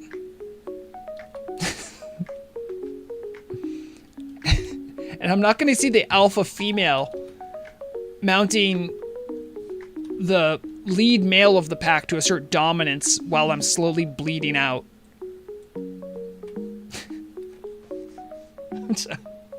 I'm sorry, man. Maybe this is what, like, for most people are freaked out by bugs, snakes, creepy crawly things. I love them. I studied entomology in university. I love bugs. I love learning all about them. They don't spook me one bit. I think spiders are sometimes actually pretty cute. So maybe to make up for my lack of arachnophobia, my lack of fear of creepy crawly things, I'm just like, nope, hyenas. That's the one. Oh, you do, Lizzie Babs? Great. Is it a tarantula? I can't have pet spiders. Murag said she would, I think, quote, rip my eyeballs out, or I think she was gonna rip some organ of mine out. I don't remember which one, but she sounded rather serious. She does not like spiders.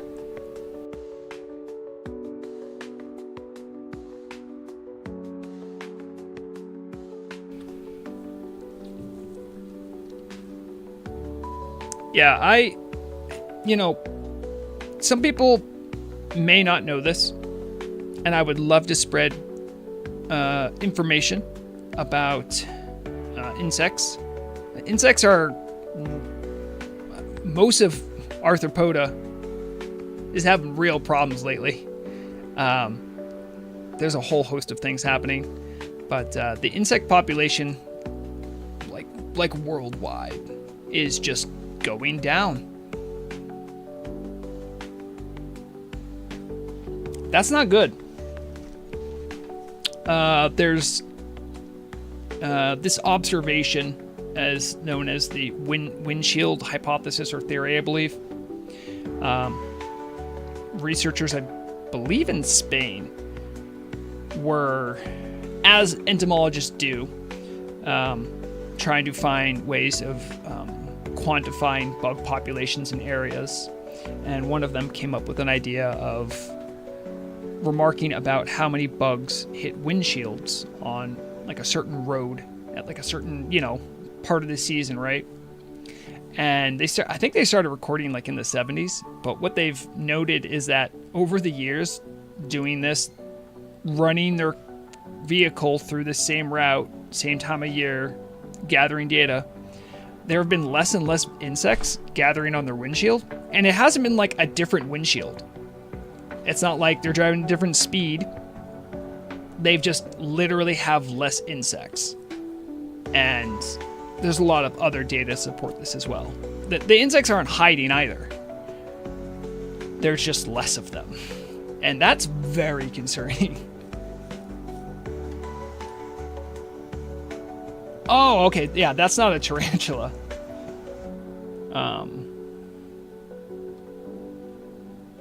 Wait, is it a... Hold on. Elizabeth, is it actually a pet? Or is it just a spider that lives in your room? Because then that's a roommate. That's not a pet.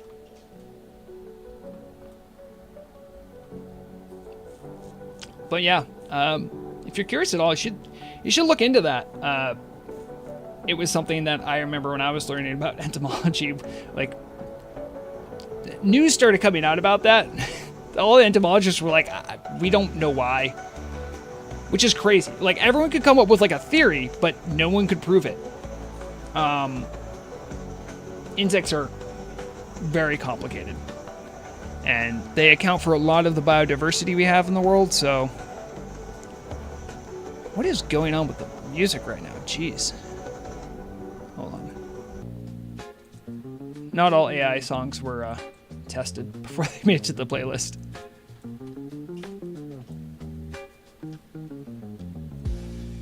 Well, yeah, and there are still times when bugs will swarm where it will obviously you'll still cover your windshield, but there's just sort of a general standing population of insects that are expected to be around.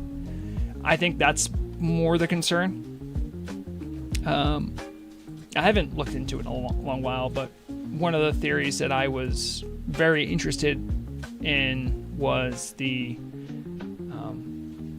use of nicotinoid pesticides being very effective and having, I guess, undesired or unexpected side effects on bug biology, reproduction, and stuff like that further down the chain. So that could be it. What am I doing? It's this one. Come on. Yes, we got it. We are now officially... Oh, where'd it go? Honored with the Galcus Clan Centaur. Now let's see if I actually remember why I was doing this. I am a friend of the tribe. I'll get back to you. I want to see what... I think the Quartermaster has something for me.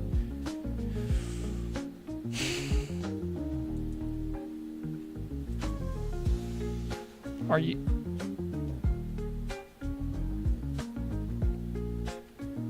Am I not honored? I am honored, right? Okay, well, hold on. These are all level 38 items. Oh, I gotta get 2 more levels? No!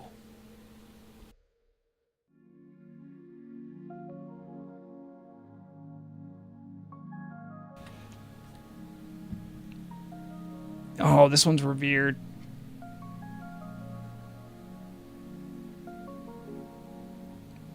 This would be it. Well, hold on. I don't even have my right belt on.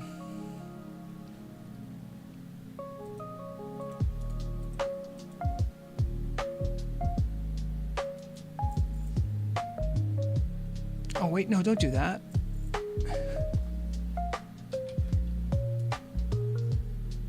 That's why I was acting weird. I was in a vendor menu. I forgot.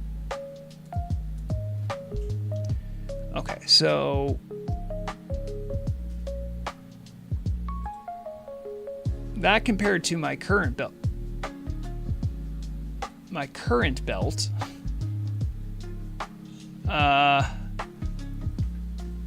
More armor.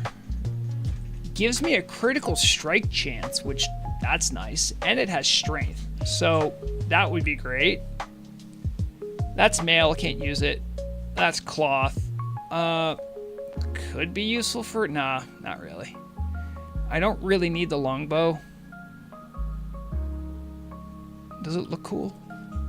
No, of course not. I really want this. I think this might have been the thing that I wanted to get, which makes me sad, because that means I gotta get revered.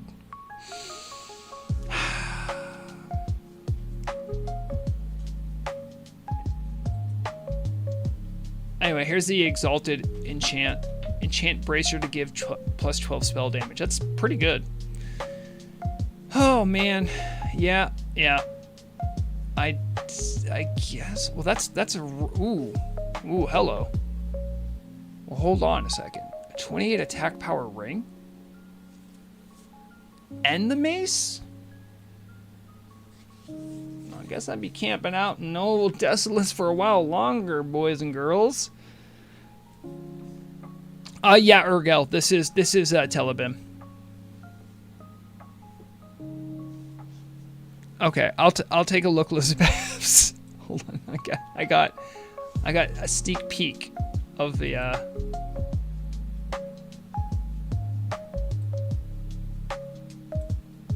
It's really trippy to hear myself while hearing myself.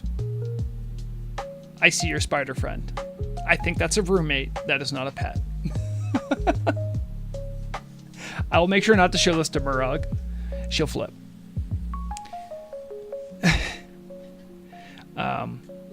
Yeah, I'm also not level 38 yet too. So yeah. I can probably get I can look at these quests too. Hey Feronia. I think it's important that we all have spiders that live in our house. They do important work. They're not living in your house because they want to be there. Like, for you. They're living in your house because there's something for them to snack on. That means they're taking care of a problem you don't even see. And so that for that reason alone, you should probably keep them around. It's sort of like imagine you were like an Egyptian farmer and you had all this grain laying around. And then all these rats keep coming in eating all your grain. Are you going to tell the cats no? All they seem to want to do is want to live in your house and eat rats. Seems like a win-win. But you don't like the spiders because they're creepy crawly. You like the cats for some reason. I don't know. They're little murder machines. So are spiders. Why don't we start treating spiders like cats? I'm all about insect advocacy. Although technically they're arachnids, to be fair.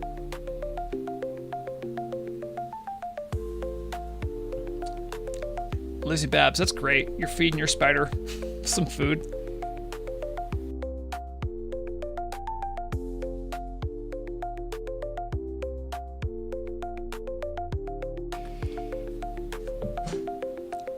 All right. Now, Murag did come home, and it is 7:30 my time, which means I turn into a pumpkin soon. So I have to wrap up here. I'm gonna... Do I still have rested? Yeah, I still got plenty of rested. I'm good. I'm going to log out here.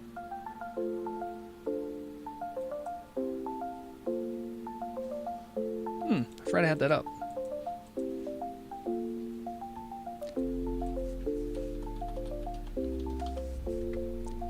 All right, everyone.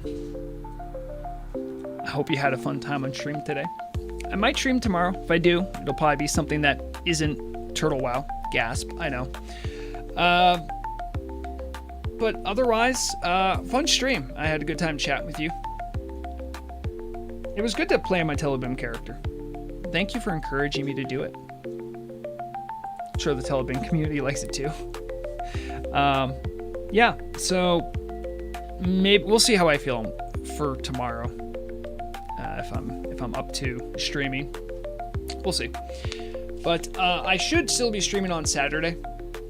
Either way, I should have a fish and chat. Saturday noon U.S. East Coast time. Yeah, everyone take it easy. Have a good time on the server, not on the server, wherever you're at. You know, enjoy yourself. Be good to one another.